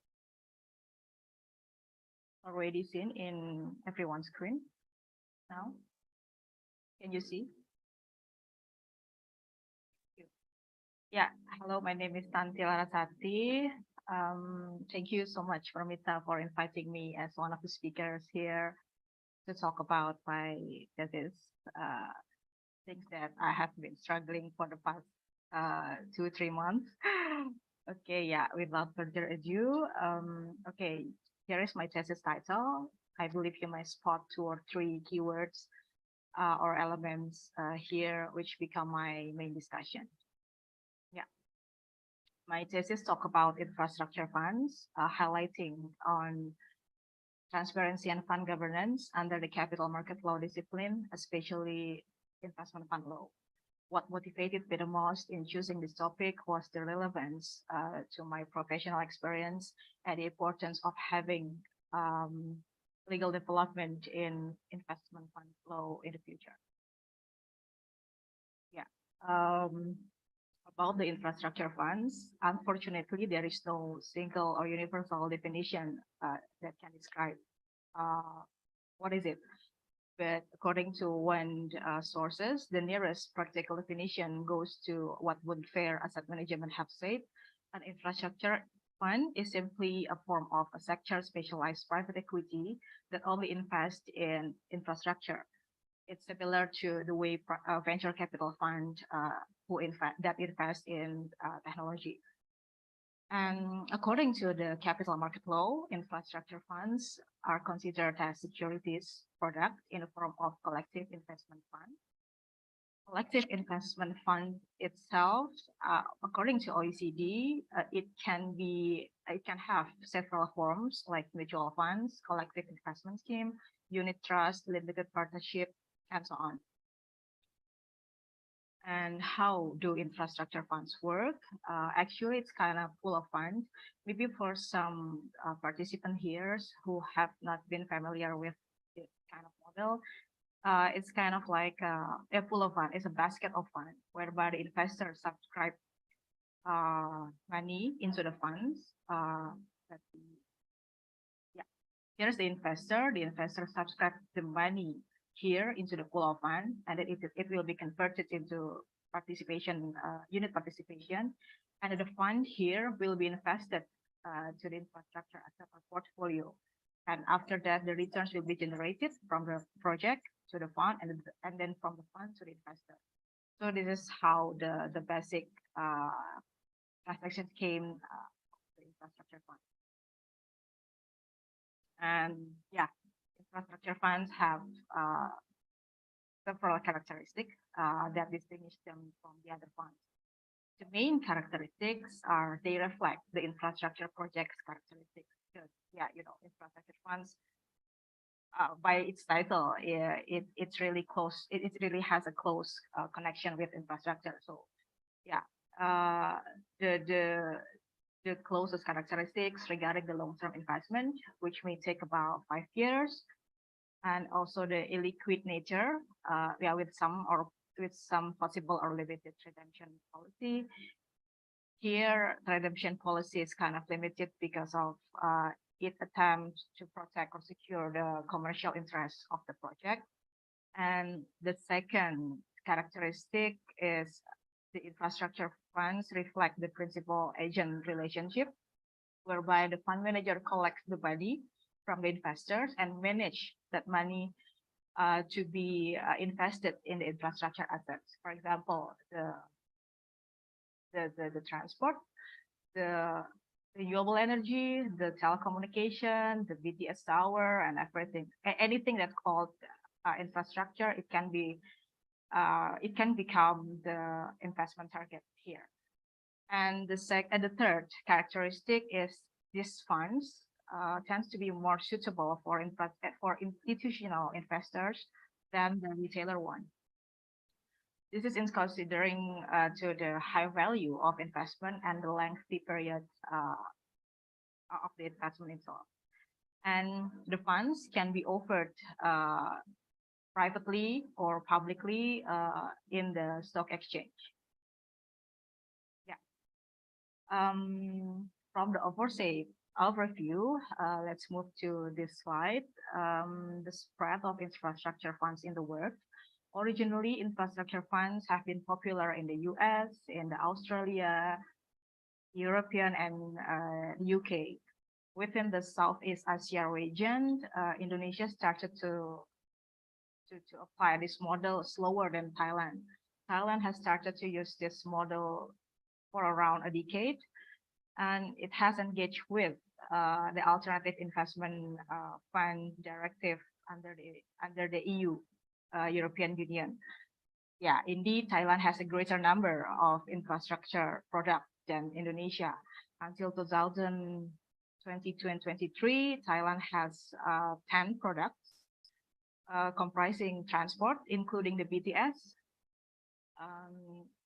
The BTS, the bus transport that we are mostly used in Bangkok, and the other products relates to relates to renewable energy, and also the satellite, the telecommunication. While in European, mostly in Luxembourg, they have LTIF, European Long-Term Investment Fund. Until 2022, they already have 84 products, many projects growing there. And unfortunately, in Indonesia, we have only one market participant. It's kind of ironic, while Indonesia has so many transport projects and other infrastructure projects, Indonesia has only one market participant in infrastructure funds. For now, what we have now is infrastructure funds initiated by PT Jasa Marga to develop toll road in East Java. The remaining projects in Indonesia were still use the conservative financing channel. For example, bank loans, raising funds through IPO, shares or bonds, and some other loans from MDB. Yeah, despite the fact that mutual funds in Indonesia might not be very popular compared to the other countries, none have continued Jasa Marga move to use infrastructure funds to finance the projects, especially on transport. And again, none have been brave enough to subscribe their money for this kind of huge investment in this complex structure. So the situation of few market participants in Indonesian infrastructure funds leads to a question: if the projects are available, but the market cannot capture them, so what's the problem? Is there any issues on the regulatory framework? Is there any issues on the investor appetite, or what? In the business law sense, I observed that the Indonesian infrastructure funds are loaded with information asymmetry. Information asymmetry often deals with a contract, transactions, or investment decisions in which the quantity of information are different at the same point of time.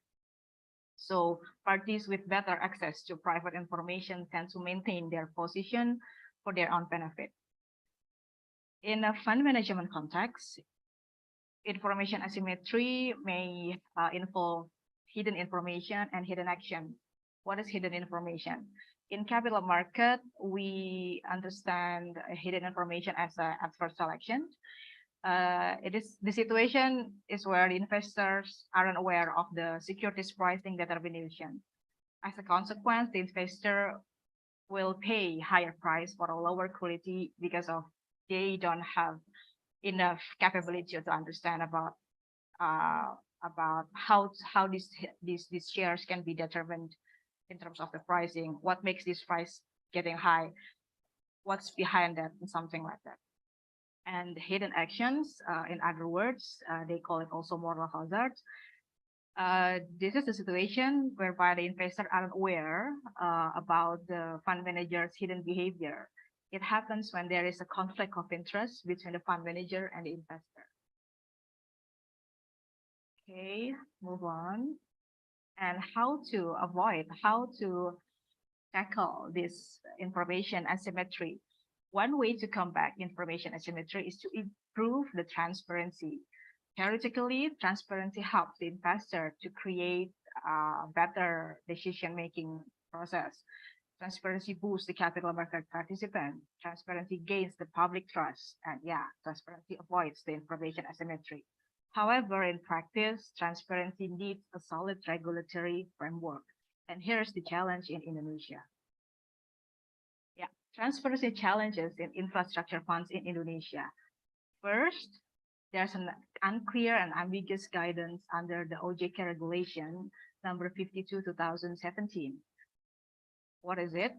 There are some clauses or provisions The first one is regarding the fund manager's duties and responsibility. Under this clause, the fund manager's duties as an agent to the investors is ambiguously not trying to protect the investors.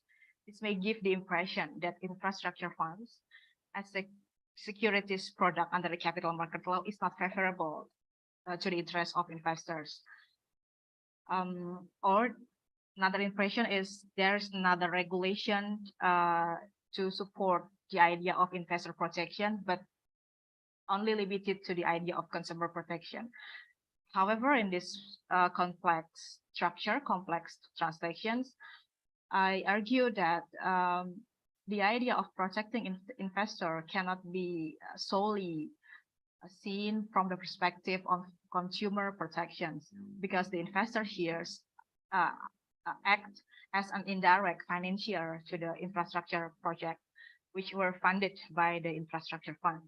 So yeah, investors aren't merely customers or clients in this stage, because investors aren't just party who use the services provided by the fund managers, by the asset management company, right?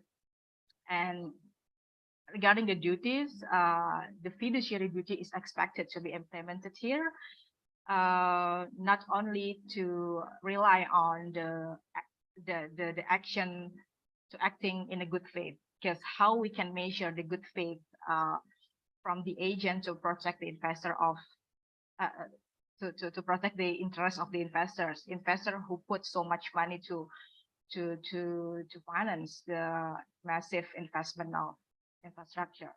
So if we only rely on good faith and there's no solid fiduciary duty here, moral hazard can happen. The fund manager can act without good knowledge of the investor. And next, clauses relating to associated fees and investments has not been captured here. Yeah, adverse selection may happen if there's no clear information about what would be the fee components, what would be the possibility of incentive, what would be the taxation treatment, because investors and also the project initiator will think of the calculation. They would think of business, think of commercial, regardless the legal will try to embrace the transaction, right? So in case of adverse selections, this may cause one party to bear extra expense, extra effort, because they need to gather complete information for better decision. For example, if they didn't know about the incentive, they didn't know about the possible tax treatment, they cannot calculate what would be the investment cost, what would be the expected return, because the information is missing, the information is scattered. So yeah, I look up in several practice in Thailand and in Europe. They try to open what would be the fee components, what would be the associated fees and incentive, in order to enlighten the investor, enlighten the readers, enlighten to any party who are interested in this transaction. And the other clauses that I found ambiguous or unclear is regarding the corporate governance concept in terms of funds acting as majority shareholders in the target company. Still, this clause has not been captured while IOSCO, International Organization on Securities Regulation, has suggested to put this concept in the capital market law of any country. And the second transparency challenge is regarding the minimal information on past deals.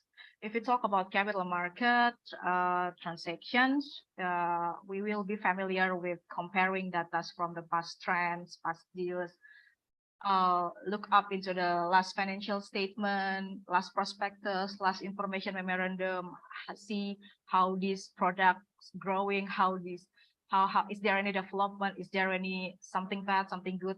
We do comparison before we decide something. But in Indonesian infrastructure funds, since there is only one product, we cannot do comparison, right? Even though there were some products that were established, but they didn't last long because they were liquidated before the maturity date. So we have limitation to access the data because some of them are, I don't know, it's kind of challenging to seek data even in OJK, even in Indonesian Stock Exchange. Maybe we need to like have a deeper research to the asset management who deal with this product separately. And the third challenge is relating to the mismatch interest between the parties. The parties here are involved the investors, the transport project initiators, and also the fund managers alone. From the perspective of investors, especially Indonesian, they tend to seek convenience in their internal compliance. They seek redemption possibility and immediate yield, while the infrastructure funds or DINFRA is naturally a long-term period. And from the perspective of foreign investors, they tend to seek investment protections to protect their long-time subscription by means of fund manager's responsibility as stated in the laws. And the last one, I also observed that infrastructure project initiators, including transport, seek less complex deal structures. They want to have like a very simple one. They just want to get easy money, but don't want to have like a complex deal. But how come for now, if we deal with like massive investment, huge amount of money, we cannot have like just a plain vanilla one. Sometimes we need a combination loan with infrastructure fund, or maybe whole infrastructure fund, or IPO shares with this one and this one. That's how business law works in this level. And so what to do by knowing that challenge? Proposed recommendations to handle such challenge or problems are categorized into two types. The main idea is to improve the transparency and fund governance in the concept of infrastructure funds. The first recommendation is regulatory intervention. This type would involve the amendment to the existing framework, the OJK regulations number 52 2017, if the circumstances allow. And additionally, I also suggest to have like maybe issuing a supplementary rule or governance code that can accommodate the interest of investors and can accommodate the clear fund governance in this part. Because just for your information, Indonesian business law and capital market law mostly emphasized in corporate governance, but has not deeply touched the idea of fund governance. So I believe that, I hope that in the future, this idea can be more developed for better legal development. Because again, this fund have a special characteristic rather than just regular mutual fund. Maybe you have heard about subscribing mutual fund in Bareksa, in Tanam Bukit, in whatever, right? You can just put 100 rupiah, 100,000 rupiah. It's just like a retailer one. But for this special kind of mutual fund, this special kind of collective investment, we need a special governance policy, to secure the investment, to secure the investor, but also to secure the project that is financed or funded by the infrastructure. And the second proposed recommendation is non-regulatory intervention. If the regulatory intervention is not feasible, just in case due to political situation, due to the time constraint and so on, amending the framework may not be possible, then maybe we will have another option to create best practice especially to accommodate the agency relation issue and to implement this voluntary disclosure as a standard approach. So any parties will not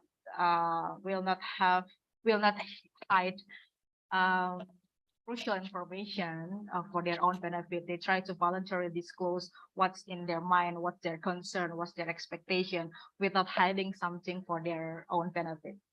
In Europe practice and Thai practice, they also try to use the voluntary disclosure as a kind of a standard approach without special rules, but they try to they are encouraged to this to do this one for better information dissemination process, right? And yeah, the key takeaways of my research: it's understood that passive development in transport is expected, but unfortunately is still not consider the use of infrastructure fund schemes due to several reasons. Information asymmetry, yeah, is one of the reasons due to the less transparent guidance and mismatched interest between the parties. Investment protection is one of the scope, complexity of the transaction structure, and the associated fees. And it is worsened by the less reliable expert and studies on similar field. Regarding this, yeah, unfortunately, only limited professionals who have good understanding on this field.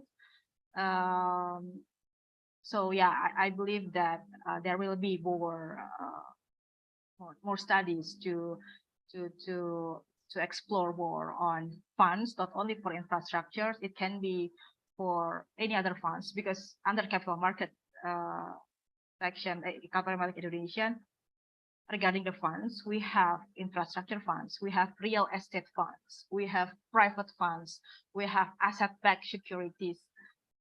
All of them have the origin nature of mutual fund. So I believe this kind, yeah, maybe this kind of new for you guys, but yeah, just to make you a little familiar with this. Extra studies is anticipated, and also extra expert to understand more about this also anticipated, so we can compete with, yeah, even Thailand within the Southeast Asia countries, right? And also can engage with maybe European, maybe US, maybe UK, and some other practitioners in the world. Yeah, and due to such reasons, consequently, most project initiators in Indonesia, they got better offers from other schemes. For example, from banks, they think banks what might be cheaper than the infrastructure funds. Maybe it will take like it will take a little less shorter process than in the infrastructure funds, and something like that. So yeah, like I said before, the recommendation may comprise the regulatory and non-regulatory interventions, with the idea to bring contribution in, yeah, theoretical value, social relevance, and practical implications. Like I said before, because this field has a rare interest in terms of professional and academic, I see that my research can fill the research or study gap in Indonesia. Okay, so yeah, I think here's the last slide. These are the materials that I use as a reference in my research, basically relating to capital market law on investment fund or collective investment scheme, researchers from Indonesia, the capital market law and OJK regulations, Thai regarding the infrastructure funds regulations, to see about how Thailand, and to compare Indonesia and Thailand, how they treat infrastructure funds within the Southeast region. And also I looked some directives and regulations under the EU, Capital Market Law, to see similarities and differences between the Netherlands, France, and Luxembourg, because they are civil law countries like Indonesia. Indonesia adopt civil law countries because we used to be colonized by Netherlands, right? And I also looked some basic concept securities regulations from the IOSCO, International Organization of Securities Commission. And I also did some interviews, purposive interviews with Indonesian asset management industry, the associations, the institutional investors, and also some fund managers and legal consultants who have experience in establishing and structuring this. Okay, I think that's enough for me. Thank you very much for your curiosity to learn about this topic. If you have any questions, feel free to share your idea, questions, and so on.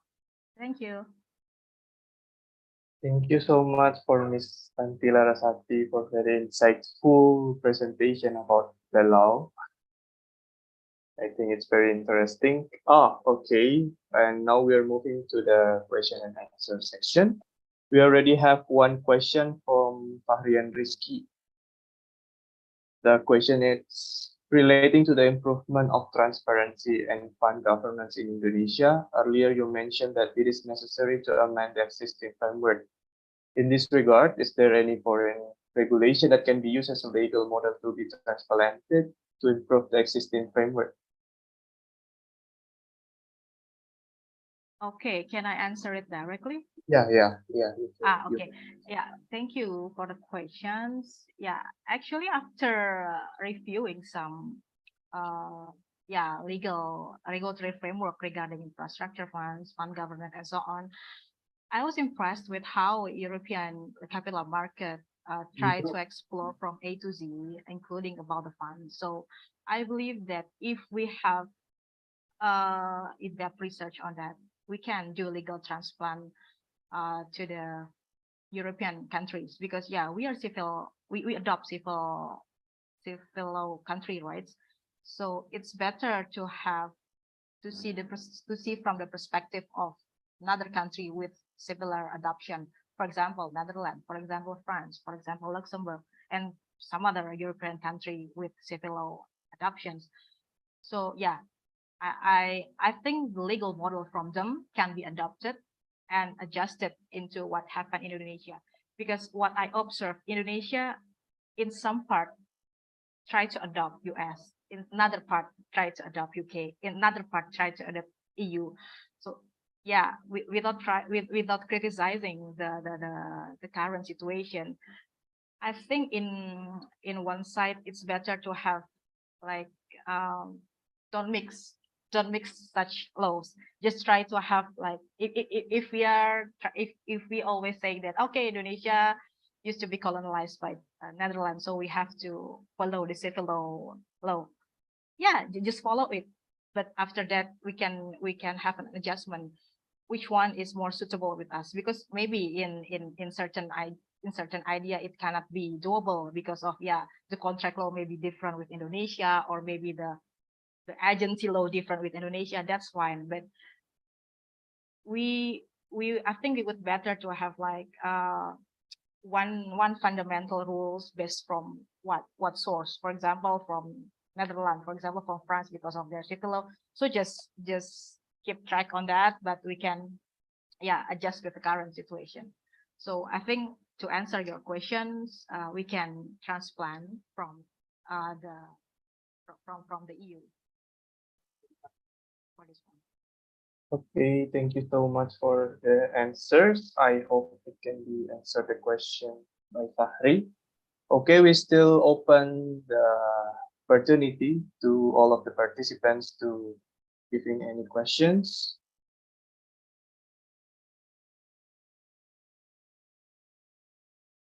Oh, okay. Rochelle, I think she already raised her hand, so please.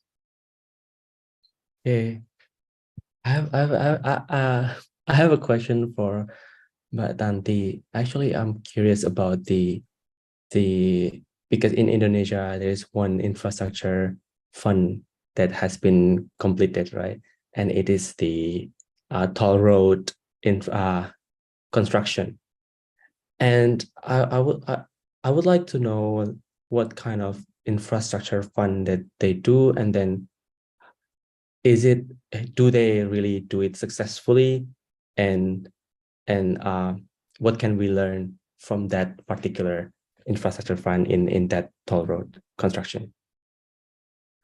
Okay, so for infra fund that was initiated by Jasa Marga, they try to raise fund to what you call it? Yeah, they did extra money to finance several section toll road in East Java. It's, if I'm not mistaken, is the section is Gempol Pandaan, or I forget, it's around that line.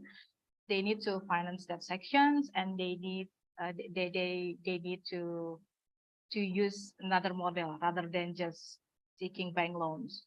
Maybe the money to be raised is too high, so the banks cannot afford it.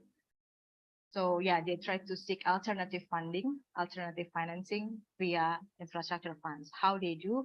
The investors come in Indonesia. I cannot name who they are, but yeah, they are institutional investors in Indonesia. Institutional investors can be in the form of, for example, BPJS, pension fund, insurance company, like a big company one. Because of what? Because they have money in their balance, right? They collected money in their account, and they can use it as a capital to be invested in the funds, and the funds will use that money to finance the toll road, right? So maybe in normal way, you have money, you subscribe into shares, right? And then the shares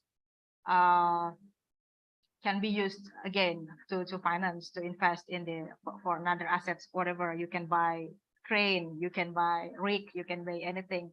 But in these transactions, the investors put money in the funds, infrastructure funds, and then the funds invested to finance the toll road.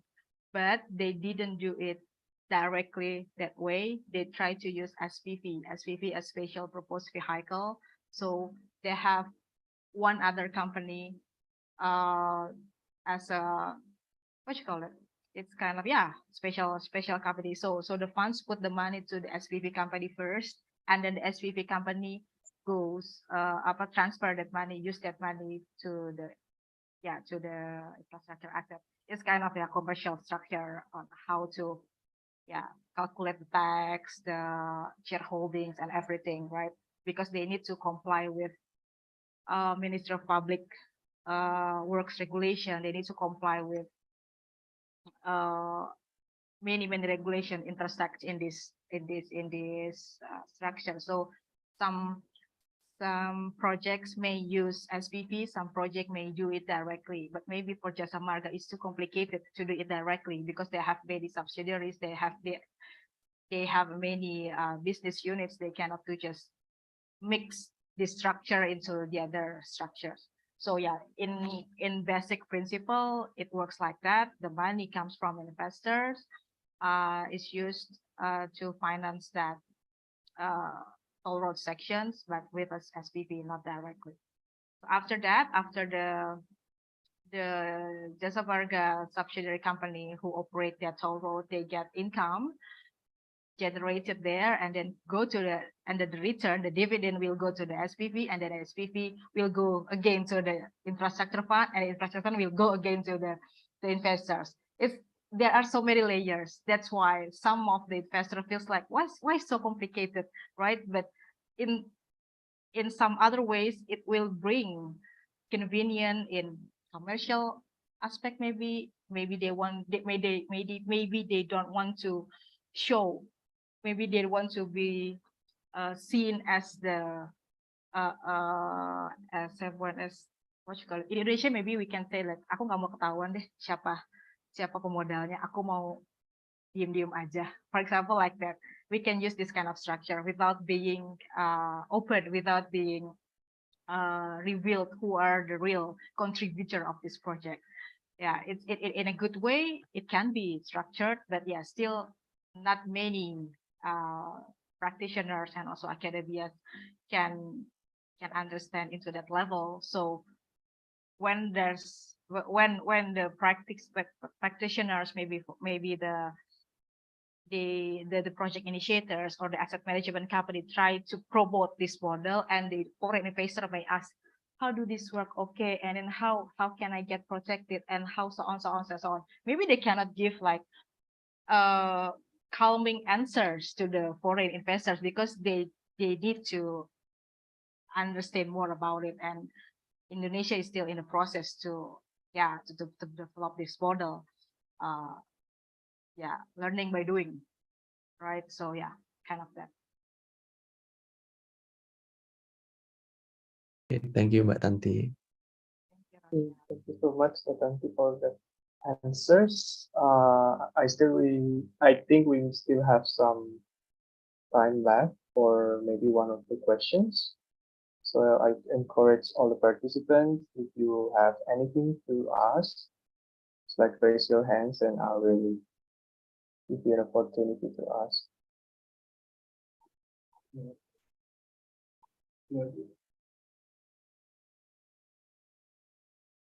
Okay, if there is no question, maybe one last question from me. I just want just like relating to the answer that you just like said earlier about the transparency.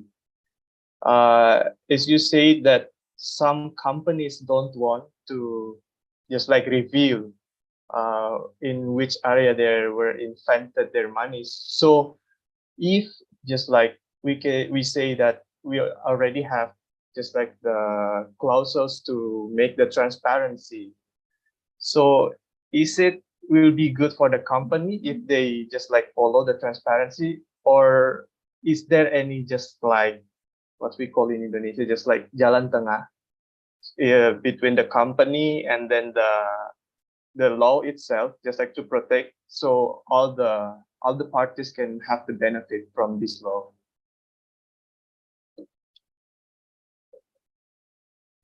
Can you repeat the question? I mean, you can use bahasa Indonesia. Okay. Ya. Jadi kayak kalau misalnya ada transparansi kan di penjelasannya Mbak Tanti tadi, kan ada beberapa perusahaan yang mungkin nggak mau terlihat bahwa mereka menginvestment uang mereka di entah itu di funding yang ini atau yang itu. Nah, kalau misalnya kemudian ada regulasi yang menyatakan bahwa ini harus lebih transparansi buat terlihat, kalau dari kacamata sendiri sebagai orang awam, apakah itu tidak akan kemudian membuat perusahaan mau tidak mau harus mereveal, memperlihatkan oh ternyata aku menginvest di sini atau di perusahaan ini kayak gitu. Ya, oke. Kalau okay, in English, if I can, I answer in English first. So yeah, I understood what's your point, but for publicly offered infrastructure fund, so infrastructure funds can be offered privately and publicly. For something of public, we may know who our investors are, just like PT TBK, you know, like PT whatever TBK, you may know who are they. Same like this, you may know actually. But there are some cases that the funds are offered privately. They didn't, they weren't listed in the stock exchange, the Indonesia Stock Exchange. You may not the details of the company, right? For the public one, there is a requirement to do public disclosure. You need to disclose the material information, including who are the major investor, right? So similar things happens in the Thailand. Most of their infrastructure funds are publicly offered, so we can see from their website. Even they have their own website to give for view to the public, to promote their project to the public, so they can know, oh, who are the major investors? All the major investors, for example, blah blah blah insurance company, blah blah blah pension funds in Thailand, or maybe certain wealthy individuals out there, right? We can get that information, we can know about it. But again, for private or privately offered funds, we have limited access to know that. Maybe we need to seek the information from the OJK or from the relevant asset management company. Maybe, for example, for research purpose and so on. But what I'm trying to say is, apa ya, cara jelasinnya tuh, orang tuh bukan pengen ketutup banget sih, dia itu modalnya misalnya. Kadang ada unsur-unsur bisnis dan legal yang membuat jangan terlalu terlihat aku loh beneficial ownernya, jangan kelihatan aku loh ininya pemodal utamanya gitu. Dia mungkin pengennya kelihatannya anaknya saja, subsidiarinya saja atau apa. Sometimes in business law context akan ada titik seperti itu, makanya mereka kadang memilih investasi yang tidak terlalu belatan lah. Jangan kelihatan lah aku punya uang besar, aku yang muncul gitu. Aku nggak mau, aku maunya di belakang layar aja. Dengan kata lain mungkin gitu, lebih ke di belakang layar. Tapi ketika ada regulasi yang mewajibkan disclose dong siapa sih di belakang kamu, ya jika ada peraturan untuk itu ya silakan. Aku juga pernah ada case seperti ini, bukan infrastructure fund tapi mirip sebelum before the infrastructure funds regulation was enacted, I involved in similar project untuk private funds, established and structured for oil and gas support service. Itu investornya dari luar negeri, mereka tidak mau kelihatan, jadi dibuatlah structure melalui funds ini karena itu umum terjadi di luar, di India, di Dubai, di EU tuh mereka merasa this is easy, piece of cake. Why Indonesia didn't familiar with this one, so just do it. Nah, mereka mencoba untuk itu supaya mereka tidak ketahuan sebagai orang yang wealthy yang menaruh uangnya di mana-mana gitu. But yeah, it's kind of business structure. Tapi back again ketika ada regulasi khusus untuk siapa sih sebenarnya di belakang layarnya? Akan bisa diakomodir. Kira-kira gitu. I hope it answers. It really give me an enlightenment about this thing. Okay. I think we still have 5 minutes left. If there are any question from the participants, I'd like to encourage you just like one questions. I think we don't have any question. So I would like to say thank you very much for Matanti giving us very insightful presentation about the law, even though we are comes from many just like majors, but I think we can still have something to absorb from your presentation. So I think we can have just like a little break, short break, maybe for 3 minutes before we are moving on to our third speaker, our last speaker. So you can have a break for 3 minutes and we will be back at 11:52.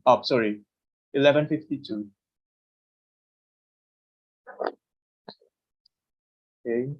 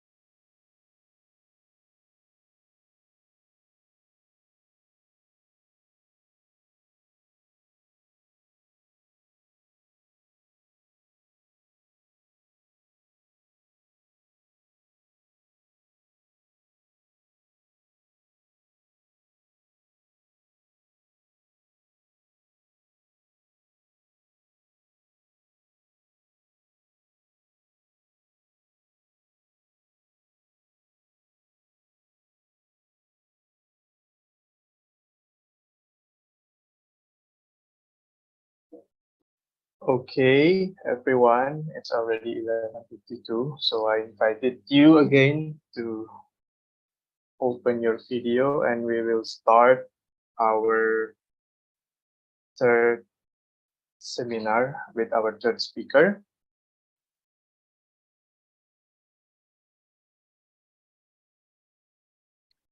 Okay, and I will start to introducing our third speaker. So please welcome Miss Azkia Nur Ifada Rahman, Sarjana Sastra, Master Education in teaching English for of foreign language, if I'm not mistaken. So for her educational background, she graduated from Universitas Pakuan as a Bachelor of Arts in English Literature. And she also just graduated from Chulalongkorn University as a Master of Education in Teaching English as Foreign Language. And I guess she has a quite very good working experience. So she volunteered as an English teacher in Gerakan Cinta Baca in Bogor and ELF teacher, and also the last one as a customer experience specialist in EF English First in Bogor.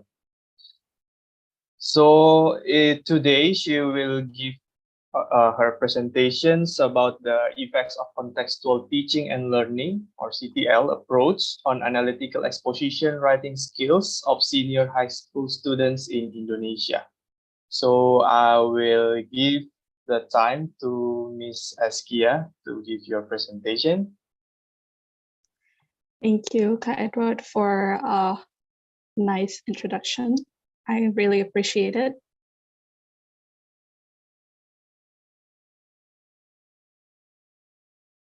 Can anyone see my screen? Yes. Okay. And right. Hello and good morning for everyone. I would like first to thank the Pramita Chula team for giving me this opportunity to share what I have been working on for the past, I'm not sure, I didn't count the last time, but I began the proposal since December, and it's really an honor for me to speak in here and to be able to share what I've been working on to my fellow friends in Chulalongkorn University and also other people who are interested in the education field and also in general. And so the very first question before I delve into the discussion is I would like to ask for you guys to have some food for thoughts for today. You don't have to directly answer, but has anyone ever wondered in here, what is the most essential skills that Indonesian students, particularly when you were in high schools, are required to master? Is it the skill of reading?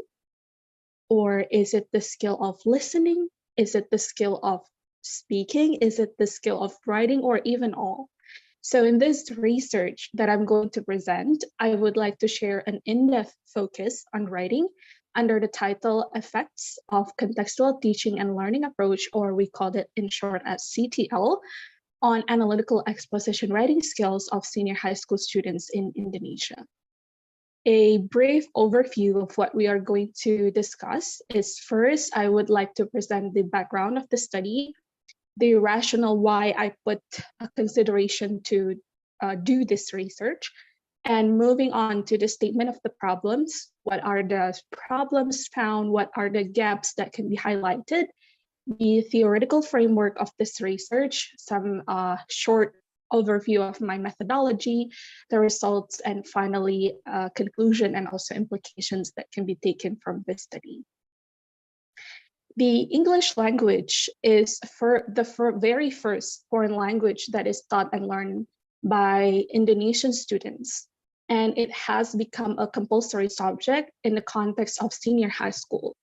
According to a study in here, one of the most essential language skills that students at senior high school level are required to master or acquire is actually writing. Why writing? So the rationale behind this is that because the Ministry of Education and Culture regulation in Indonesia puts an emphasis that the English subject in Indonesia adapts the learning approach called genre-based approach, in which it focuses on fostering students to study a variety of texts in various modes, whether it is in spoken or written or visual or audio or even multimodal. So based on the study from Budaya in 2017, it can be inferred that there are three main points that genre-based approach highlights in English subject curriculum, which are first is transactional conversation. And here is the ability of students to exchange information such as like role plays or debates, or even some short dialogues or monologues. And the second is interpersonal conversation, meaning that it's the ability for students to establish and maintain social relationship. And the last one is the knowledge of short functional text, which is the ability of students to write some essays in English in a various genre. So the genre of text, there are many. As you can recall, maybe you remember you study narrative texts in your English class, or maybe report text in your English class, or some recount text to share your experience of your holiday, like that. So one of the genres that is taught and learned by the students, particularly in high school level, is analytical exposition. So what is analytical exposition, you might wonder, right? To put simple, analytical exposition is a text which explains the writer's point of view on current events, supported with facts such as some experts' opinions, data from statistics, and current study. And the purpose of this text is to convince the reader or whoever reads it that the issue that you wrote is very important to be discussed. So there must have been a question arise, why is it important for students, high school students in Indonesia, that they have to or must learn this type of text? What makes this text so special that high school students must have the ability to write it in their English classroom? According to these two studies, analytical exposition text is important to be taught and learned by students, since the nature of this text facilitates students to think critically, which in this 21st century learning is very important to have. And given that this text requires students to support their point of view or arguments by factual information, so that they could learn that the information that they provide in their writing is supported with some facts, with some relevant data, for example. However, although it has been stated that analytical exposition text becomes the required genre in writing for senior high school students, it could not be denied that students are still struggling to write this text. Based on these studies, there can be a pattern drawn that the students are frequently having difficulty in understanding the content in their writing, or even having a lack of knowledge in using an appropriate vocabulary when they write, or even afraid in making mistakes in their grammar. So based on these previous studies, it was stated that not only the problems comes from the students, but after analyzing some relevant literature, the problems itself, the root of the problem itself, is also coming from the writing instruction. Some of the writing instruction problems found that it often got cut back or assigned as a homework by the teacher, leaving the students with no classroom opportunities or in-class practice. And the activity of writing is only solely for getting a score by the teacher. And it was also stated that the writing instruction in Indonesia still lies on the explanation of something. So it is centered around the teacher, not on the students. And even requires students to memorize what is verb 1, what is verb 2, what is past verb. And again, not putting this writing into practice, not putting this writing into connecting the students' prior knowledge Therefore, appropriate teaching method is actually, as a matter of fact, highly important for developing students' writing skills, and it can be done by starting to put some content relevancy to their experience or their real-life context, and even their interests. Therefore, one of the plausible solutions to this is that the teachers must be able to try a variety of approach that suits students' needs and their ability in order to improve their skills in writing. And the approach, as mentioned from the very first title, is contextual teaching and learning approach, or in short, we called it as CTL.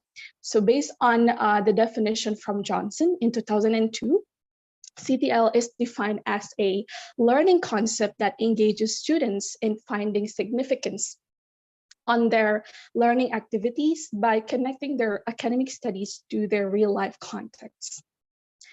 Some previous studies have proven that the efficacy of implementing this CTL approach in the classroom is improving the students to write in English. However, among these past studies, there is still a lack of them discussing the practice of applying CTL approach in senior high school level, especially in the learning analytical exposition text. As previously mentioned, analytical exposition writing is essential to be taught and learned by the students, given that the nature of this text is to shape the students' critical thinking ability by putting them their 2 cents, by putting their thoughts about the current events or issues that happens around their environment, around their surrounding, supported with factual information that they could find by themselves. Therefore, the objectives of this study are to first, to explore the effects of analytical exposition writing skills of 11th grade students after learning with the CTL approach. And the second, to identify the students' perceptions of learning with this approach to improve their skills in writing analytical exposition. Some theoretical framework that I use in here was derived from the integration of 2 theories, which are the 7 learning elements from the CTL approach, consisting of constructivism, inquiry, questioning, learning community, modeling, authentic assessment, and reflection practice to be used in teaching a process-based analytical exposition writing instruction, which consists of research to gather some data. And then there is an activity of pre-writing, drafting, until the follow-up task is reflection.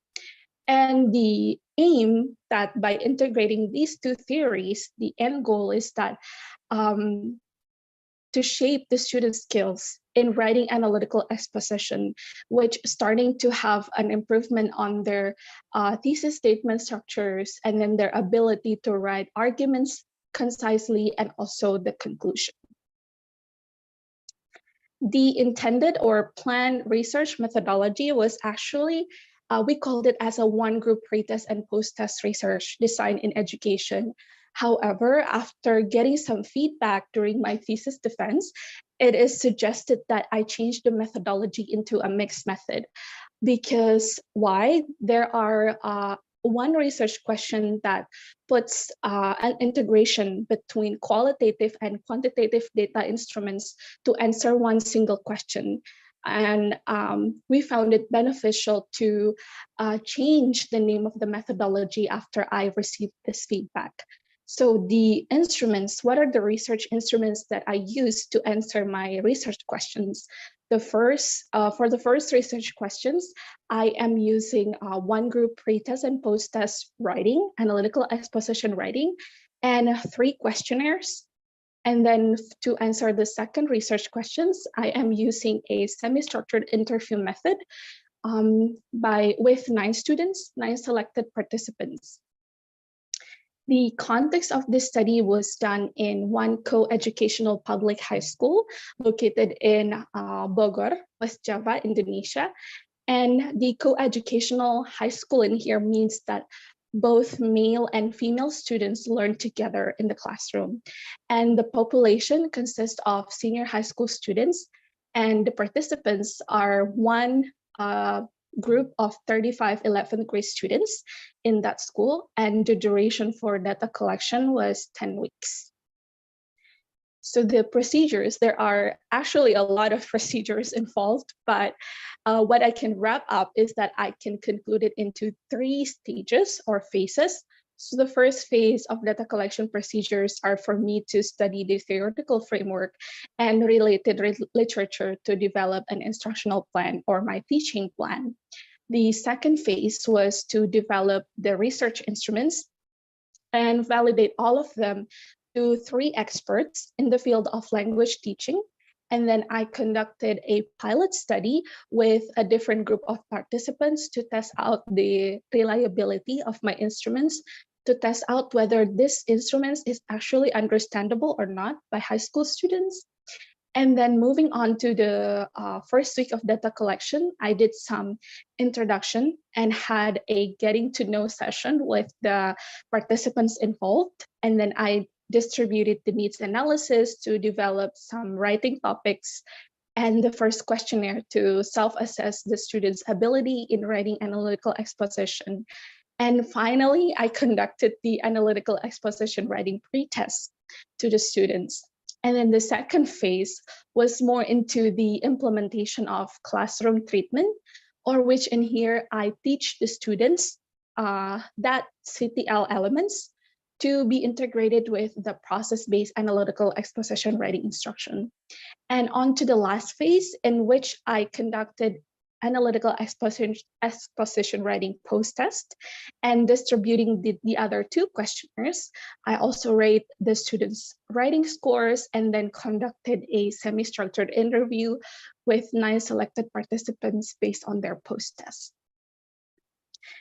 There is a little bit of statistics in here, and actually I could try to explain this in a more, simpler way. So to investigate the effects of contextual teaching and learning approach on analytical exposition writing skill of 11th grade students, they were assigned to complete 2 types of tests, which are the pre-tests that we done in the first week, and then the post-test that is done on the last week of the research treatment. And both of the tests actually covers the same questions. And the paired sample t-test is used to analyze the mean scores from those 2 tests and to determine whether the students' pre-test and post-test scores differed significantly at the 0.5 level, which is the acceptable rate for the educational research. From this table, it was revealed that there was an improvement on the students' exposition writing skill after they received the treatment, which is learning with the CTL approach to process-based analytical exposition writing skill after learning for 10 weeks. It can be seen that the mean score of the students' pre-test was 9.63, while the mean score of the students' post-test was 14.23. And the mean difference in here was 4.6. The lowest score in the pre-test was that there were some students who got 1, and then the highest score of students got 15. On the contrary, the lowest score of the students in the post-test was 8, while the highest score was 18. The t-value in here from both pre-test and post-test was 7.348. So in conclusion, to answer the first question, the result of the post-test indicates that students had significant improvement after they learn with the CTL approach in their analytical exposition writing to learn this at the level of 0.5. And students also were asked to self-assess their ability in writing. As I told you guys before, there are 3 questionnaires. So the 2 questionnaires used in here, I am distributing it during the pre-test and the post-test session, where students do the self-assess their ability in writing before and after the classroom treatment given. It can be seen in here that during the pre-test week, the mean score of the questionnaire was 2.95, which, if it's interpreted by this study, it's neutral as an overall grand mean score. And after the classroom treatment was finished, the students report back their ability in writing exposition texts. And the total of the mean score was now changed into 3.28, in which the total grade mean score is interpreted as positive. So on to the second research question. To answer this research question, the data was derived from the third questionnaire, or questionnaire 3, and also the semi-structured interview done with 9 selected participants. To interpret the results from a 4-point scale perception questionnaire, Best and Khan in 2016 argued that the mean score must be greater than 2.5 to perceive that the opinions of students have a positive response. As can be seen in here, which is, it's quite little, tried to fit in one page. The grand mean score of the last questionnaire was 3.39, indicating that students had a positive opinion toward learning with this approach in the classroom. Moreover, semi-structured interview was conducted with 9 selected participants, which are grouped based on their test scores. There are high score groups, average score groups, and low score groups. So both questionnaire 3 and semi-structured interview were conducted by using Bahasa Indonesia, of course, to get an in-depth understanding of the students' opinions. And also the result from the interview excerpt was analyzed by using back translation method, and then to compare whether the translated version is aligned with the English version. And after analyzing the data with thematic analysis, the technique of deductive coding and recognizing the pattern in the interview transcript, it was found that there are 3 major themes that the students raised during the interview session about the perception toward learning with this approach. So the first was about their perceptions on the advantages of learning with the CTL approach, and the students who became the respondent in the interview believed that the benefits of studying with this approach are learning with the topics that relates to their experience as a high school student and having the opportunity to learn with detailed writing steps. Besides pointing out the benefits, the students in the interview also stated some challenges of learning with this approach. And this includes them having difficulty in learning with so many elements in CTL, and then having difficulty in gathering some data such as facts or statistics in English because they are not used to read all of the information in English language. And the last was about their perceptions, specifically in learning with the CTL approach to improve their analytical exposition writing skills. It was found that from the data that the students were most likely perceive that this approach is beneficial to provide them assistance in learning how to collect credible information, given that the nature of this text is to provide supporting details with facts, right? And then publishing their work to online writing platform and having the opportunity to collaborate with friends in a group so that they could learn from each other.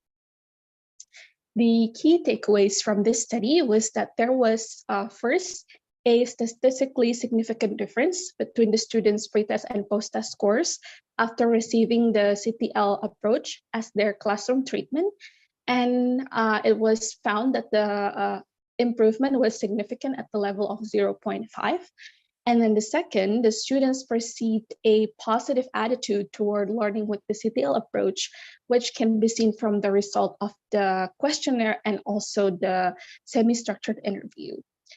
And students also reported that they were benefited from learning with the approach, as the topic discussed in their writing classroom was based on their experience, was based on their knowledge, which make them easier for them to construct what they want to write in their analytical exposition text. Some consideration for, there might be some teachers watching this in live. There are some pedagogical implications that can be drawn from this study, is that the CTL elements can be incorporated into a process-based analytical exposition writing, since each element integrates with each writing stage.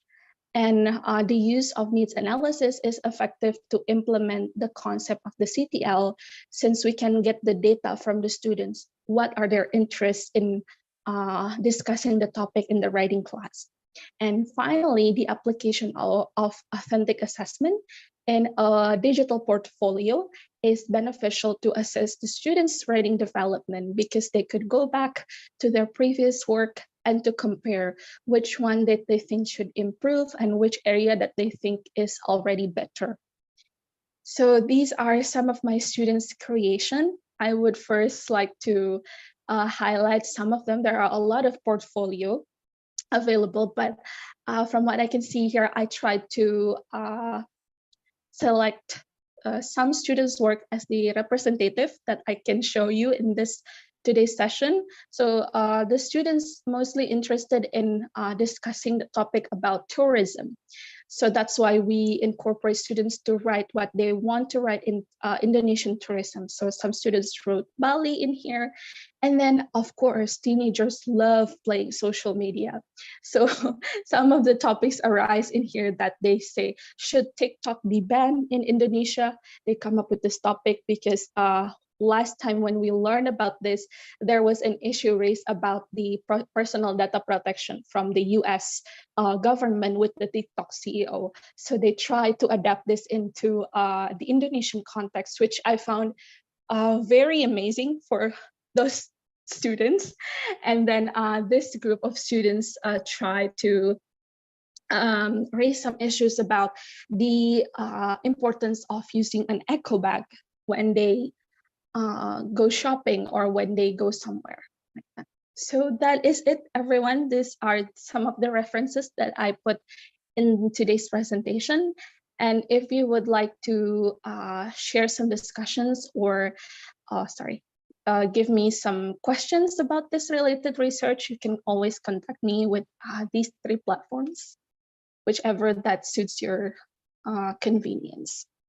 That is all from me. Thank you so much. And I hope everyone is interested with this presentation. Okay, thank you so much for this like really simple, fast, but really clear presentation from Miss Nora. So Yeah, you can call me Nora. okay. So now we are going to question and answer section. So I encourage all the participants, if you have any questions regarding to this topic, you can raise your hand and I will allow you to give a question to our speaker.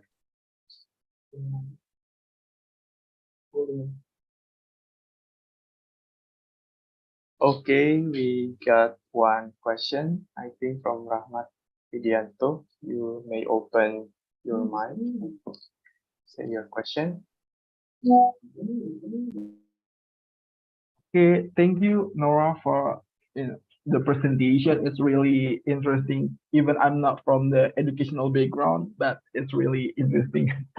My question is, I want to ask about the CTL elements that you mentioned before. You have like 7 elements that, if I'm not wrong, 7 elements, right? So, in your research, what is the and in your opinion, I mean, what is the most factor or the most elements that really contribute to the improving the writing skill of your student in this your research? Thank you. That is such a great question. Actually, I relate to this question when I had my defense. So I think you share some of this question with my advisor and also the external examiner.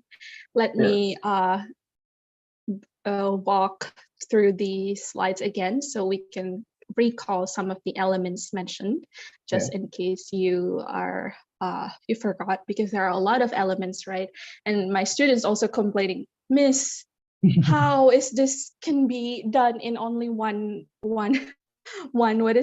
day? So that's why we had 10 full weeks of this. Based on the results from the students' questionnaires and also the students' perceptions in the interview section, they believed that the learning community elements and also the inquiry elements contribute to their improvements. The interesting finding from this is that when I interviewed the 3 different group of students in their semi-structured interview, they have quite a different point of view in which selecting what kind of elements that mostly or greatly improve their ability to write analytical exposition.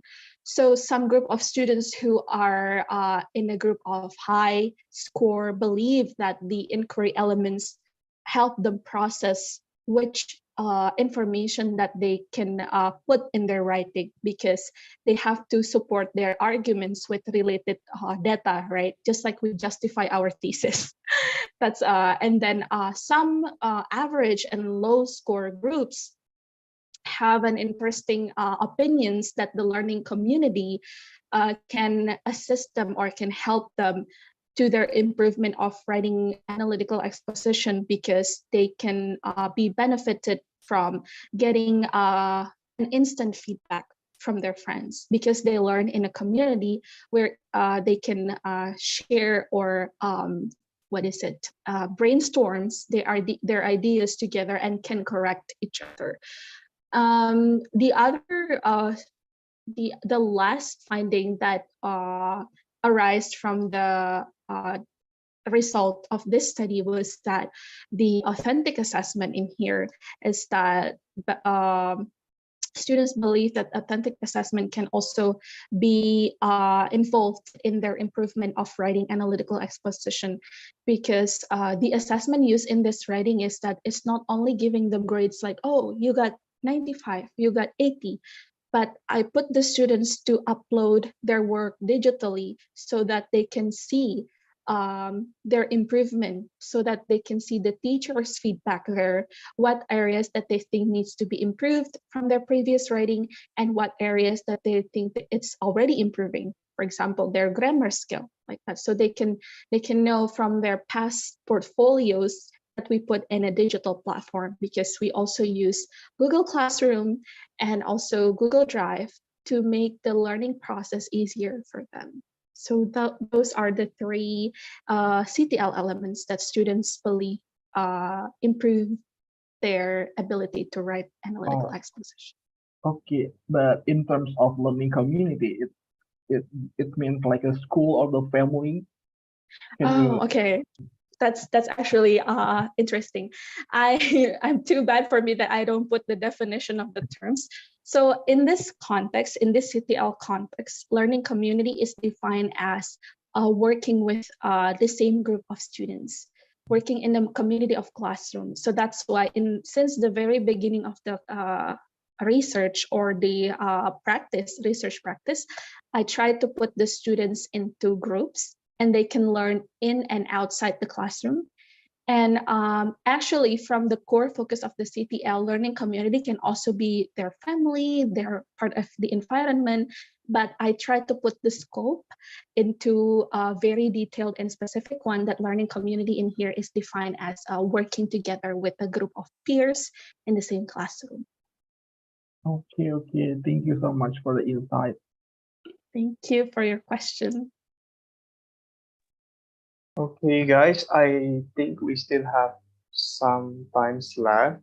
Just like if you guys have any questions, don't be hesitate. Just like to raise your hands, and I will give you the opportunity to ask.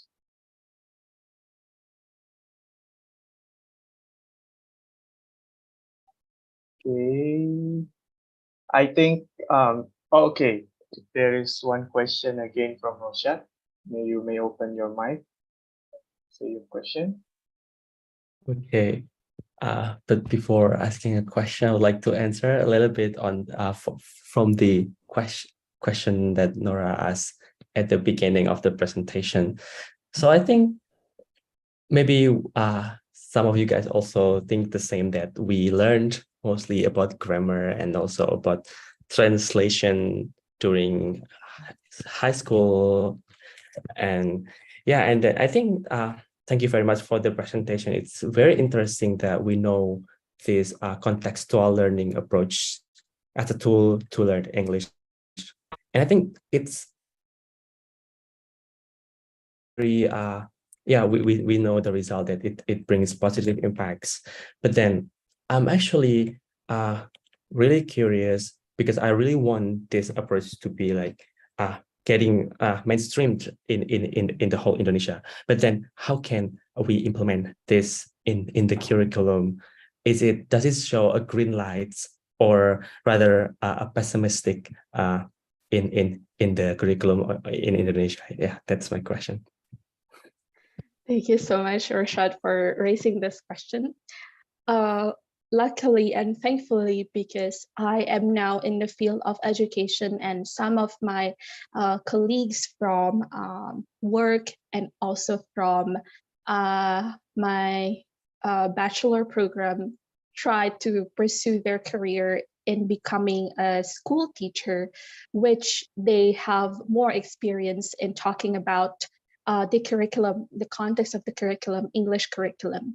So therefore, I try to also ask this in-school or pre-service teachers about their perceptions, whether this approach is actually already applicable to their curriculum, not only in English subject, but also from other related subjects such as mathematics or even geography or other related subjects in science.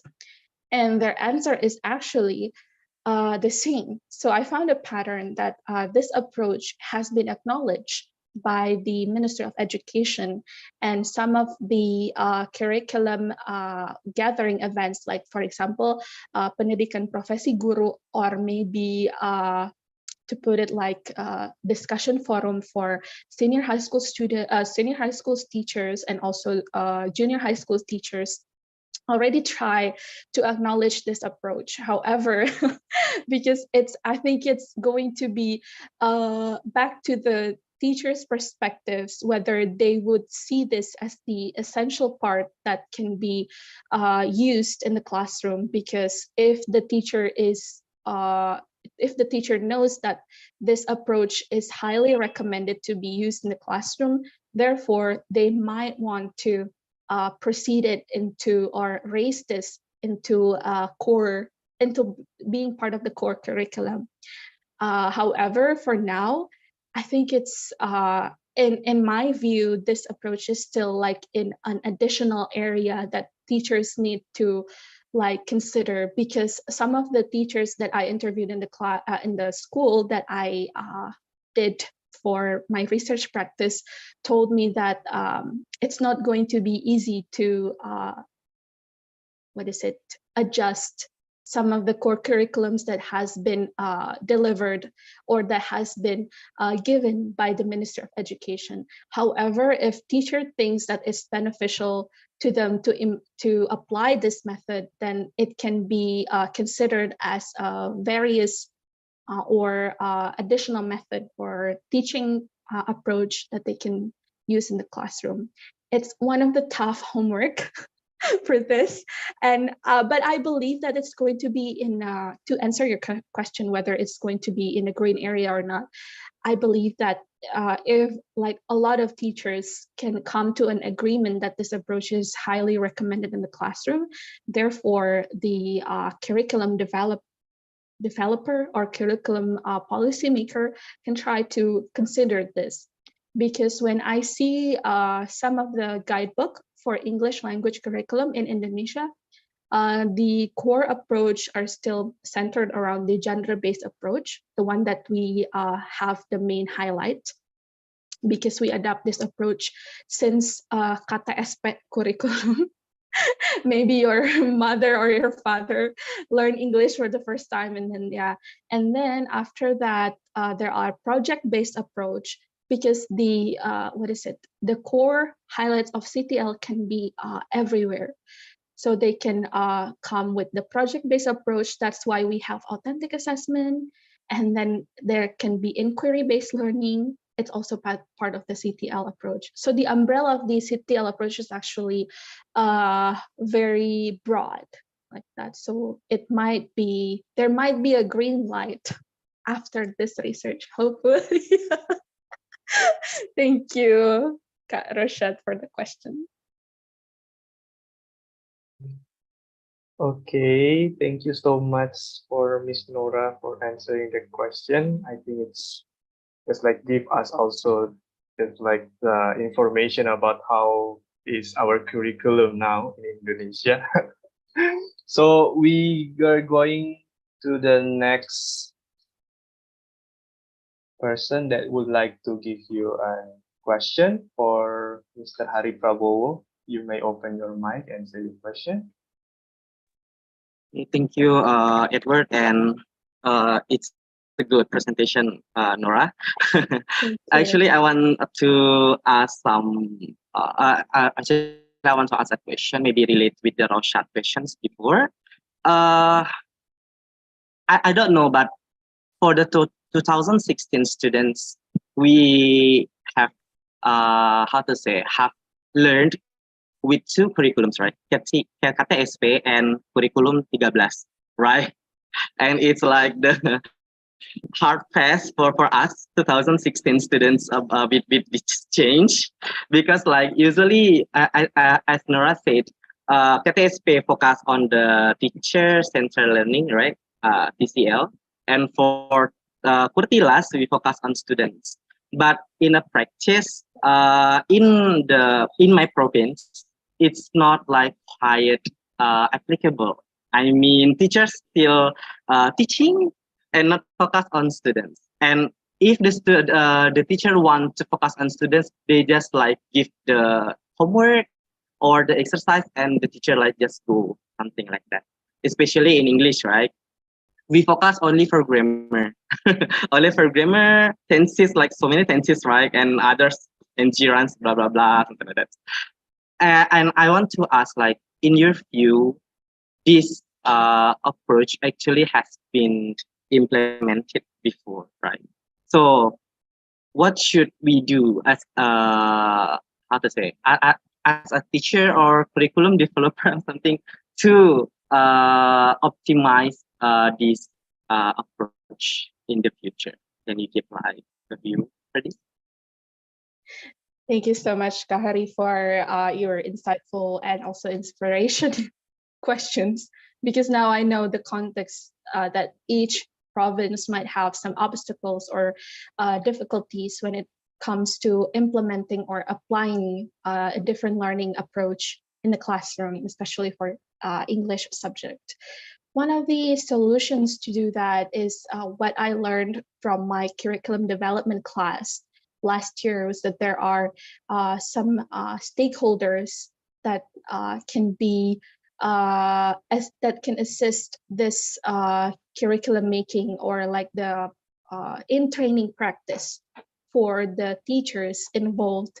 For example, English teachers, to put it specifically, they in Indonesia, from what I acknowledge from one of my senior teachers, they have this monthly gathering forum or monthly discussion forum where in every month they share the difficulties that both, not only students, but both teachers and students faced in the classroom. It can be this in the students part of, or also the learning part that the teacher delivered.